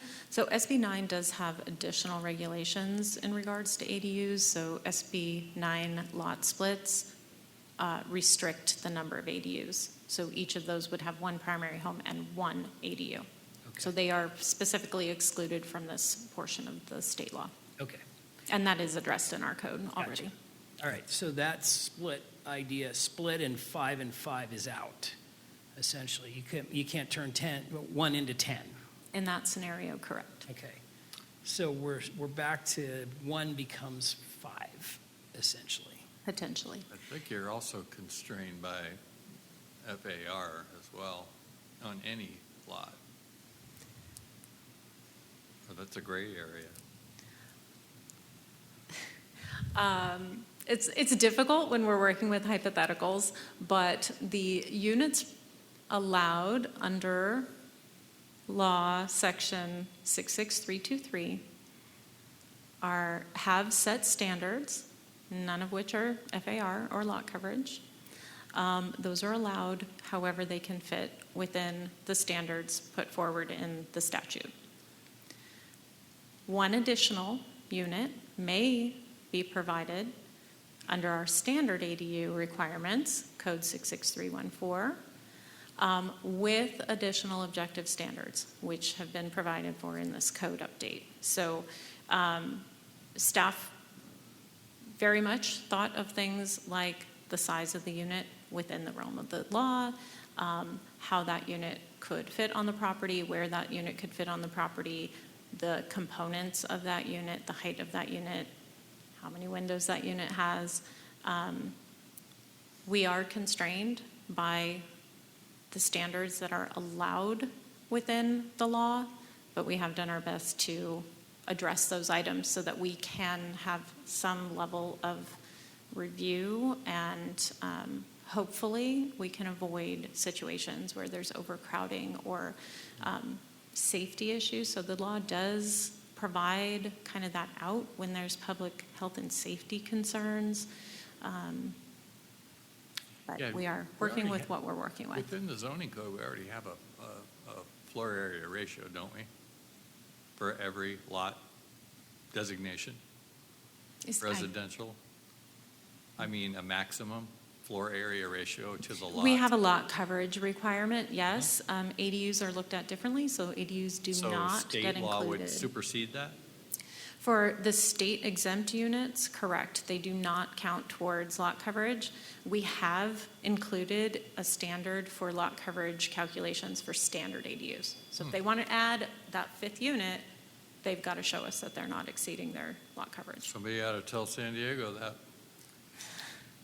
Because they're roping everybody in down there. So for state units, you could get 10 consecutive houses becoming 50 now, essentially, and no ability to put any requirements on additional parking. Correct. And on top of that, and we already have 20% happening now. 20% of our Building. housing Our housing. stock over the last 6 years. Okay. Correct. So now we would introduce, the city would introduce a financial incentive to blow that up even more by saying, look, you can turn your place into a condo, you can sell it and make money. And so that 20% could go to who knows what. And we wouldn't be able to control parking. We could just flood neighborhoods with ADUs and not be able to do anything about it or the parking. Is that true? If you were to include the conveyance section, hypothetically, you could see an increase in units because people want to sell them. It provides a strong financial incentive for people to explode ADUs in the city. Okay. Thank you. I appreciate As a follow-up on that, and I've got follow-ups to everybody's, and so now I got to keep it all straight, but let's start with Vice Chair Spear. If the conveyance is an option that the city, it's at our discretion whether or not we implement that or not. Correct. If we do not implement that conveyance provision, does that help reduce the number of ADUs that you could actually get on a lot? No. Okay. what it would do is not blow up the incentive for people to take advantage of that big financial opportunity. No, I understand what you were saying too. I was kind of looking, if it takes an extra step where it actually would reduce the number of ADUs, creating an excess number of units in a single-family designated area, which was not designed to handle 4 and 5 units on a single lot. It just, the whole system wasn't designed that way. So we still have the state law that we have to contend with. And one of my other questions is, the defense fund, they provide their comments. What authority do they have? They're simply an organization that reviews. So we could just tell them, thank you for your input. You know what, we're strictly following state law. State law says nothing about the substantial wording that they suggested we remove. Am I interpreting that correctly? If you get what I'm saying?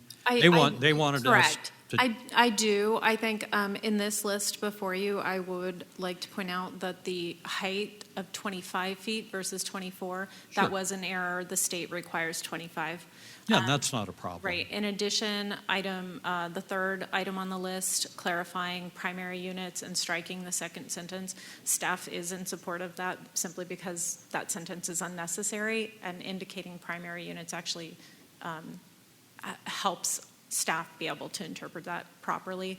So we would recommend at least those two items. We are recommending all of these. The second, the striking of the word substantially and the inclusion of the objective standards, this is really us trying to preemptively avoid pushback from HCD. Because of ambiguity. Correct. So it is possible that when we send this to HCD, if they don't like the fact that it's substantial, if they don't like that we don't include some amount of objective standards for traffic flow and public safety, it's possible that they bounce it back and say, we're not accepting this. And then we're right back where we are. We're right back to having to figure out how to address those items. It just delays the process. And I understand where staff is coming from so that it doesn't get kicked back. But listening to my fellow commissioners here, you know, the word substantially at least provides us the opportunity to have a little bit of ability to say, look, you're close enough. You just, it's impossible to make it exact. I think that's the point that the fellow commissioners are kind of making here. And if the defense fund really has no authority, then if HCD kicks it back, then they kick it back. But I think we need to try and at least have a little bit more control over how we implement these requirements, because in reading all of this, in my opinion, it seems like it's made it more confusing than more helpful as a part of, you know, trying to promote ADUs.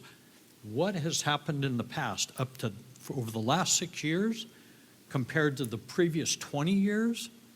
We have 400 more units. It seems to be working. And now and I guess we have to comply with state code. I understand that. But golly, it seems like state code is making something worse that was already working. And then it's going to have real dire impacts to our community by having the ability to end up with, you know, 4 and 5 units on a single family home, which would be unintended consequences. And, you know, I'm making more of a statement than I am anything else, because I don't know, other than whatever recommendations are coming from the defense fund, but it doesn't appear to me that we have any choice but to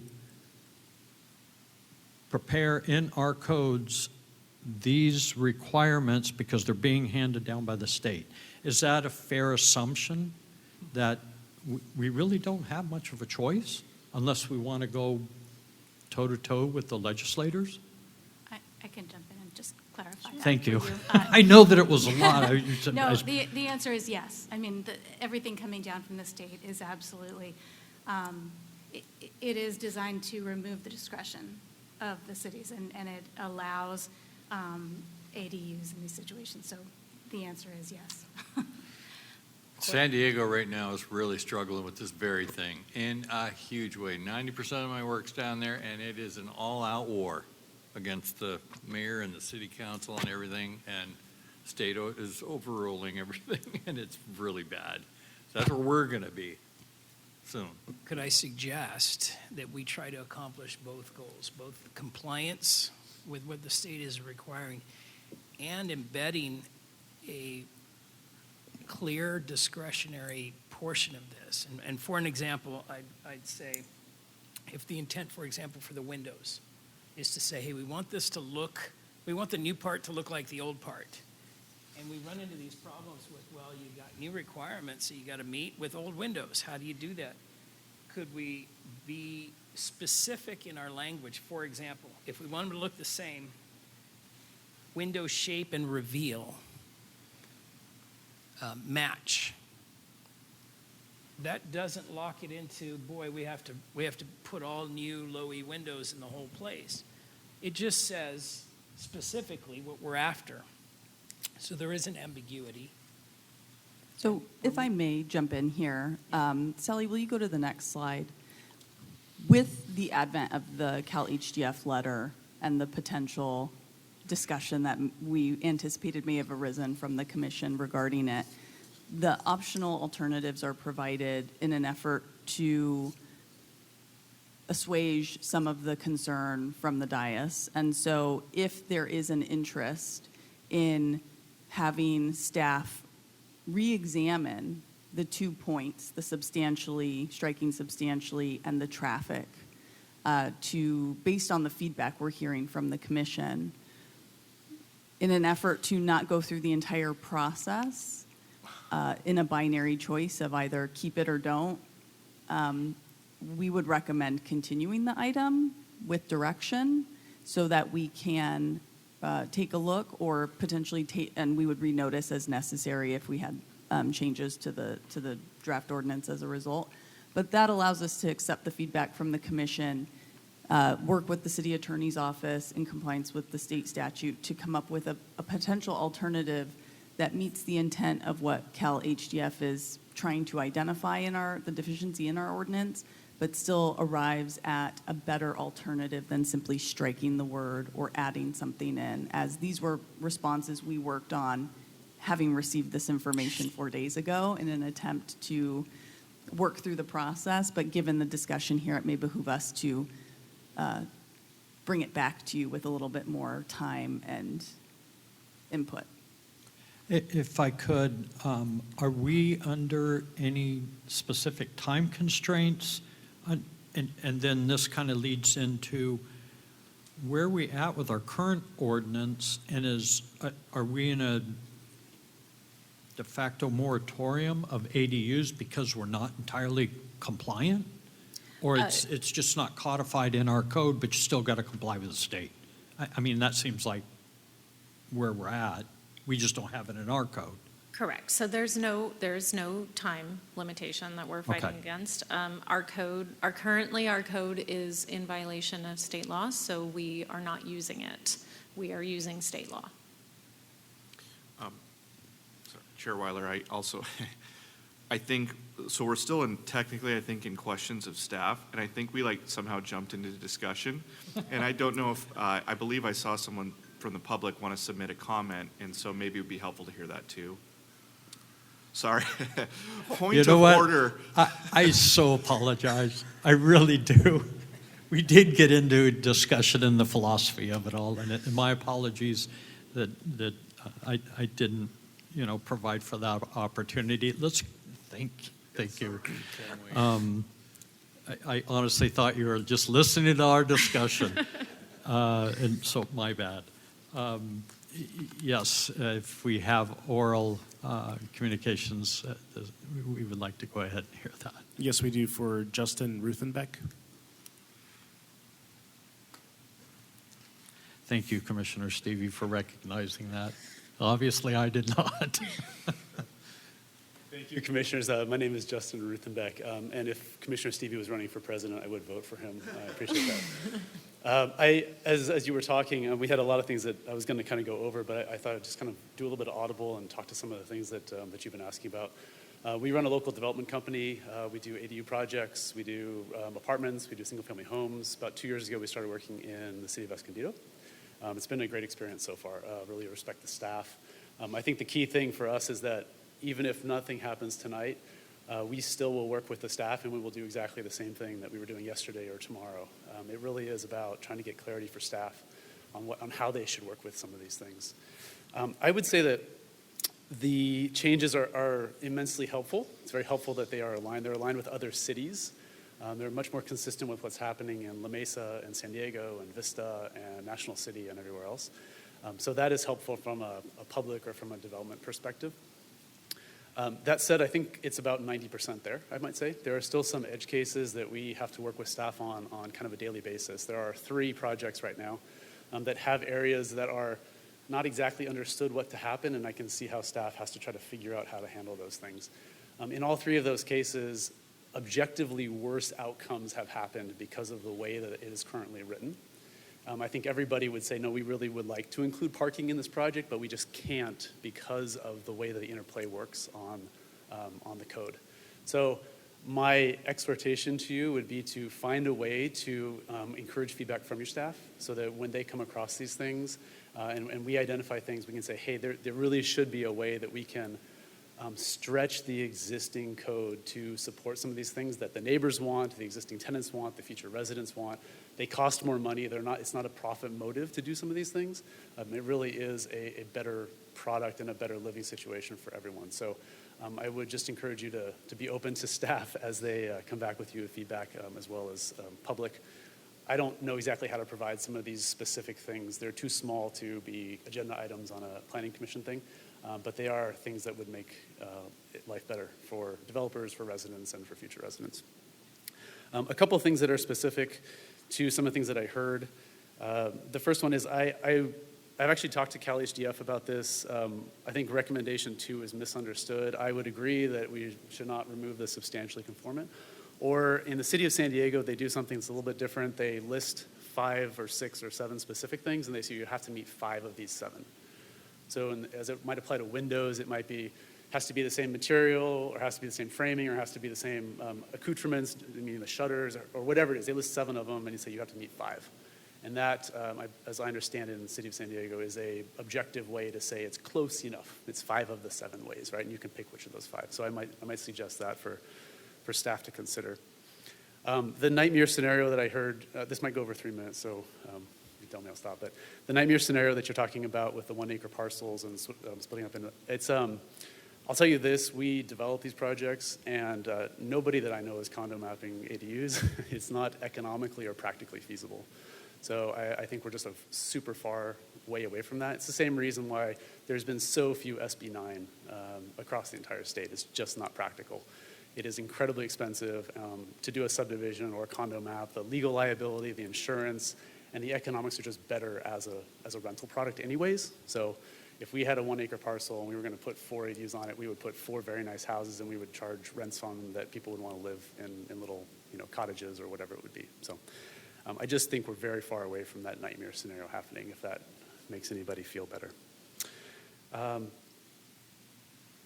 And the other thing I just wanted to say was that, we have 6 projects right now in the city of Escondido that have either finished or are in the process of doing this. In that process, I'm very proud to say that we have displaced no existing tenants. So all the tenants that lived in the units before we bought them stayed.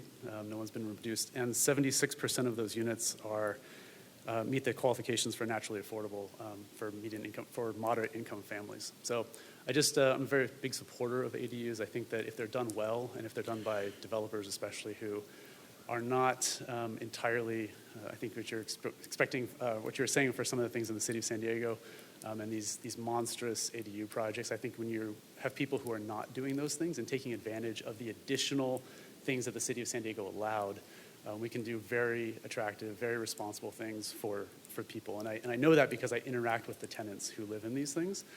I know what their credit reports are. I know what their income is. I know how difficult it is for them to find housing.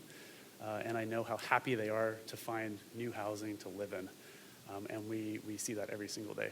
So I can tell you from the front lines, there's still a little bit more work to do. I can tell you from the front lines that ADUs done well are incredibly valuable to the people who make the city run and make the city work. They're very respectable people who deserve to live in the same neighborhoods that more expensive houses are in. And so I'm a huge proponent of this type of housing. So I am available for any questions if you want. Just about everything you're talking about I have an opinion on, so you can choose to listen to it or not. All right, thank you. And again, apologies for not letting you speak a little sooner. Any questions? Staff discussion time? Any more questions of staff? Yes, I have a question. Are we discussing? Well, we kind of sort of did move into the discussion. I don't know about you guys, but I feel wholly unprepared to really, I think we need to continue this because there's a lot of stuff in here that I see that I need to look at closer because there's a lot of arguments that I'm going through on other projects similar to this that I would really like a chance to digest it. I just haven't had a sufficient amount of time to go through these. And I'm on everybody's side, especially the staff side, with making it, making it work and not making it more convoluted than it is. already. That's my opinion. Could I throw out that maybe looking at the options that staff provided for us tonight, maybe we could just review that and see if, are we talking about 1 point? Are we talking about multiple points? And if it is multiple points, maybe the answer is to continue the item. But if it is just one thing, Yeah, no, it's not one, it's several that I'm unclear about that I would like to talk about. But I got to read it a couple of times to make it make sense. are we talking about items that are, because we have a couple categories of items. We have items that are sort of non-negotiables. In other words, we don't have the flexibility as a city to not comply with the state law. So some of these items are like. No, nothing like that. Okay. I don't think. But I don't know, I haven't gotten there yet. I've got all these pages to go through. This is the final draft, so I'm like halfway through. Yeah, I'm kind of leaning the same direction as Commissioner Jester. And I do see the point that Vice Chair Spear is bringing up. If it's only one item, why continue? But it seems like there's a lot here. I think that staff got some really good input based on our discussion that we've had so far, which we can continue having that discussion to be able to give staff further direction. So I'm not saying that we should stop that, but I am leaning in that direction of not having a vote tonight to make certain changes, to give us the opportunity to maybe take a closer look at this, allow staff to, listen to any further concerns or questions or our discussion. So that's where I'm kind of sitting right now.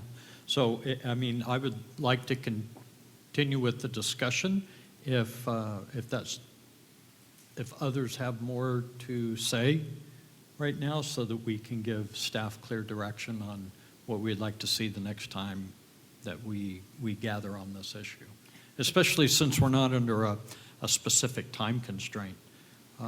That does give us that, flexibility to have this continued. I think, I read the Cal HDF letter, and those are the ones that I looked at. Then I started reading the rest of them, and then I started going, there might be some other stuff there. I don't agree with everything that they said, really. I think they're like a watchdog or a oversight or whatever. But they made some good points, and those points translated to some other things I was looking at. So that's just where I'm at. I need a little more time myself, but. Could I recommend or throw out the idea that maybe we review the optional alternative actions and we kick it over some more, whatever time we want to tonight, and we sort of focus in, like you mentioned, for staff to know and for us to go back and really drill down on those items that maybe we feel are unresolved? Yeah, I would agree with Vice Chair Spear. I think tabling this item with some direction tonight is where I'm at as well.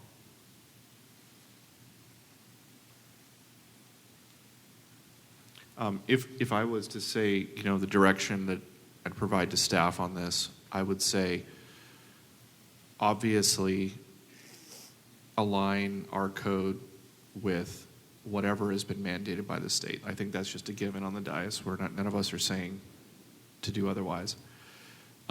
And then, from my point of view, you should maximize discretion where possible.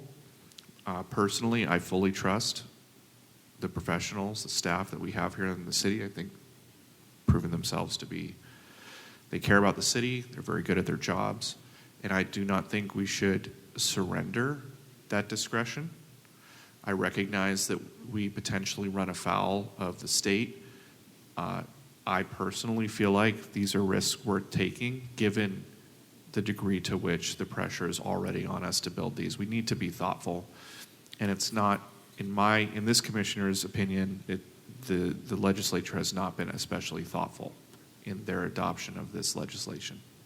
And so it's incumbent upon us to be as thoughtful as we can be. So maximize for your discretion, maximize for what is in the public interest in terms of not, creating economic or any kind of opportunity for exploitation by bad actors. I don't think we have bad actors here tonight, but, Commissioner Jester is dealing with bad actors down in San Diego. We don't want to become, we don't want to, under the premise of a good intention, have a very negative outcome from people who suddenly see this economic opportunity we accidentally created for exploitation. So I would say minimize the attack vector there. Those would be my 2 points of direction.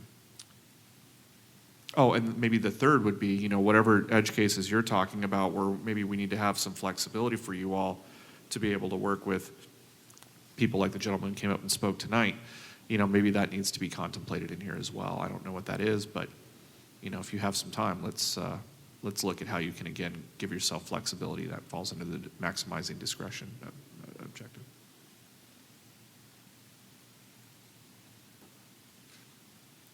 I agree 100% with Commissioner Stevie on his summary of where we should go. I think that was, speaking about thoughtful, I think that was extremely thoughtful. And the delivery of what you would like to see as staff tries to make sure that we still comply with state law, but again, give us that flexibility so that we don't lose all our autonomy. With a little resistance to state law. There's a lot of communities that are resisting state law right now, all over Northern California. They've had enough. And I think our city attorney here can make sure we don't run too far afoul. That puts us in jeopardy of an unwanted lawsuit from whomever. But Dollars. I agree. State dollars. I think that this commission is providing some really good input for staff to think about, so that, again, we don't just completely roll over, but still promote what the intent of the new ADU laws are, which is more affordable housing. With that, any further discussion, Vice Chair Spear, that you would like to have occur this evening before we make a motion? I cannot think of anything. I guess, maybe I would ask one question. I think it's sort of been asked, but my takeaway right now is that there's one item that is not required by state law that we have, the staff has recommended, and that has to do with the optional conveyance. Correct. That is fully optional. Is there any other item in here that falls into that category of, well, the state really doesn't require that, state law doesn't require it, but we're putting it in? No, however, assuming this is going to be continued, I do recommend that as you guys go deeper into the code recommendations, I would really like for you to take a look at section 1474, which is our development standards for state exempt units, versus section 1475, which is what we're recommending for the development standards for standard ADUs. The standards set forth in section 1475, we have some flexibility with. So those are objective standards that staff has come up with based on what we've experienced with ADUs, where we see some pitfalls right now. We don't have anything to point to say no or to say this is going too far. So we are trying, that's a section that we are trying to your point, like kind of grab back some amount of oversight. Yeah. That's the section that we would have some flexibility. any recommendations in there, we would need to, of course, vet through the city attorney's office, make sure that it still is in compliance and in line with what the law allows, but that is the section that would provide us some flexibility. Yeah. That's the area I would look at.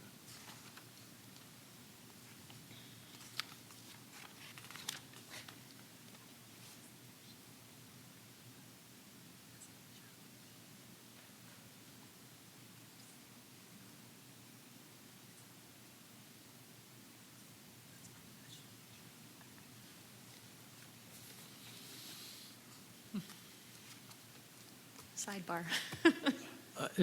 Which is okay. I didn't know if there was any more that you wanted to add to your recommendation that we kind of consider. Not at this time. Development standards for junior ADUs. I think just so as we navigate, because you are right, Commissioner Jester, this is a lot of information. As you can imagine, it was very difficult to figure out how to slim it down for a staff report, and it was not all captured the way I was able to present. So along that vein, Section 1476, that is in line with state law requirements for junior ADUs with some objective standards, again, that the state would allow us to include. Our section on ADUs and junior ADUs on historic lots, that also includes further restrictions. So we do have a little more oversight based on if the property itself is historic, it has to meet certain criteria, or if it's in the old Escondido neighborhood, it would have to meet certain criteria. Is that 1476 as well? Or is it different? That is 1477. 77, okay.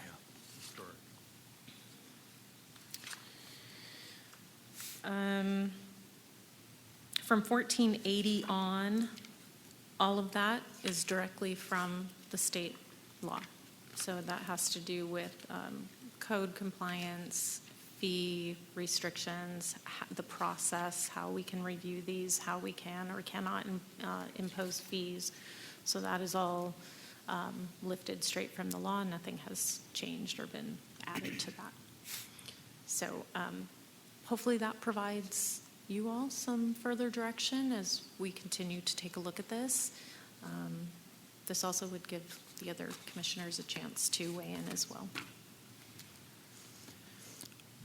Thank you. And you know, please don't take this discussion and our comments and questions as any sort of, don't take it the wrong way. We appreciate all the information that you provided. It is a lot. And you know, we're dealing with all these variations. So don't take offense, please, because that was not the intent, I don't think, by anybody None here. taken. We just want to make sure that we do provide the thoughtful questioning so we have an understanding to just help make sure that you know, we do the right thing before we send this up to City Council. So I think that was really everybody's intent here. Absolutely. But we do appreciate all the effort. Any further discussion, or would you like to entertain a motion? I'll make a motion to table it. Continue it. No, I think we want to table it, right? Per the Discussion. Optional alternative actions that are on the screen. So to clarify, if you continue the item, it's to a date certain. So you would tell us what date to return on. It's procedurally allows us to not have to renotice the public hearing item because we establish at the public meeting the date it will come back. That obviously becomes a little bit trying to foretell when we should come back. Tabling the item just returns it back to staff, and we'll return when we're ready and renotice the item. Withdraw that motion. Make a motion to continue. Well, to continue or table? Continue. Continue, we provide a date, We're going to provide a date. and it doesn't get renoticed. Yeah. But if we table it, it's got to be renoticed. Okay, thank you. And it just goes back to staff. So I'll, if I could, I'd like to get a clarifying question. Would it be preferable by staff to continue to a date certain that may not be the next hearing or the next one, but somewhere down the line, which you would be able to be in a comfortable position to meet all your other requirements for processing and do this simultaneous. Typically, if you're not continuing it to within 1 to 2 meetings, future meetings, we recommend tabling the item. So if you're not going to continue it to May 12th, which is 2 weeks from today, or May 26th, which is the last meeting in May, I would recommend the commission table it so we can simply make the recommended revisions and analysis as needed, and then we just renotice the item in the Times Advocate. So it's really not a significant issue. It's more procedurally as it pertains to the notice. I got a conflict with the May 12th. I won't be able to be here. I would suggest the motion then be to the date certain, May 26th. Does that work? Does that give you enough time? And yeah, that's the big question. Do you really have enough time? So there are a few items that we've been given direction on.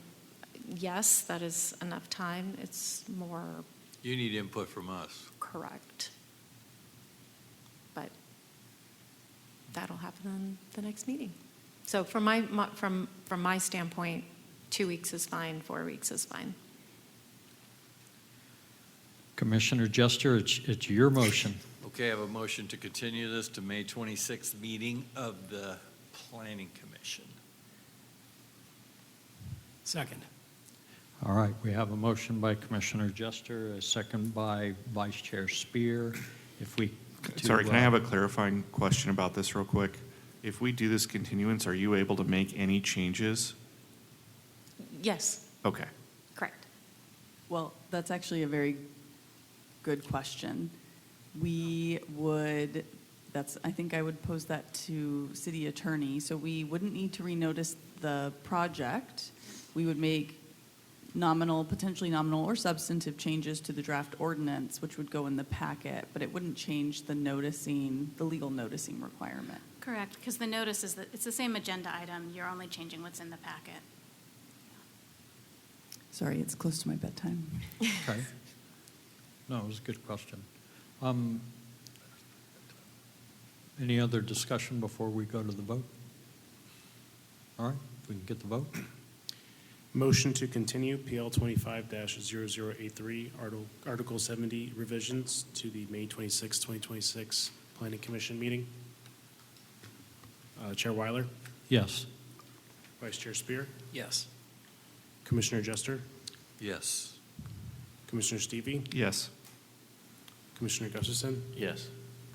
The vote is 5-0 to continue PL 25-0083 to the May 26, 2026 Planning Commission meeting. Terrific, thank you. Very welcome. Yes. All right, moving on to future agenda items. Anything that the commission wishes to bring forward? Seeing none. Any oral communications that we haven't heard? No. Moving on to selection of chair and vice chair. Wow, we finally got around to this one. What's that? That was a leftover from a long time coming. Yeah. So, you know what, I won't go through all the procedural part of this unless necessary, but as a part of this, we can accept a nomination, make sure whoever gets nominated for chair will move chair. We'll do the chair first and then the vice chair. Starting that, I would like to nominate Commissioner Spear to be chair. As a part of this now, you can, if anybody wishes to nominate somebody else or nominate themselves, you can do so. But right now, we've got a nomination for Commissioner Spear for chair. Anyone else? I'd like to nominate Chair Stan Weiler for vice chair. We're only on the chair at this point. So let's get that part. Any other nominations for chair? You've got? No, I don't. Okay. So do you accept the nomination, Vice Chair Spear? Gratefully, yes, I do, thank you. Terrific. Let's go ahead and have a vote on the chair. That would be Vice Chair Spear to be Chair Spear. Motion to vote Vice Chair Spear to be the chair of the City of Escondido Planning Commission. Yes. Chair Weiler, Yes. Vice Chair Spear, Yes. Commissioner Jester, Yes. Commissioner Stevie, Yes. Commissioner Gustafson. Yes. The vote is 5-0 to appoint Vice Chair Spear as the chair of the City of Escondido Planning Commission. All right, terrific. Congratulations, Chair Spear. Moving on to Vice Chair nominations, I would like to nominate Commissioner Stevie as Vice Chair. Do we have any other nominations? Good. Seeing none, let's go ahead and have the vote. Oh, first, do you accept the nomination as Vice Chair? Yes, thank you Thank very you. much. Let's go ahead and move on to the vote then. Motion to appoint Commissioner Stevie as Vice Chair of the City of Escondido Planning Commission. Chair Weiler, Yes. Vice Chair Spear, Yes. Commissioner Jester, Yes. Commissioner Stevie, Yes. Commissioner Gustafson. Yes. The vote is 5-0 to appoint Commissioner Stevie as the Vice Chair of the City of Escondido Planning Commission. Terrific.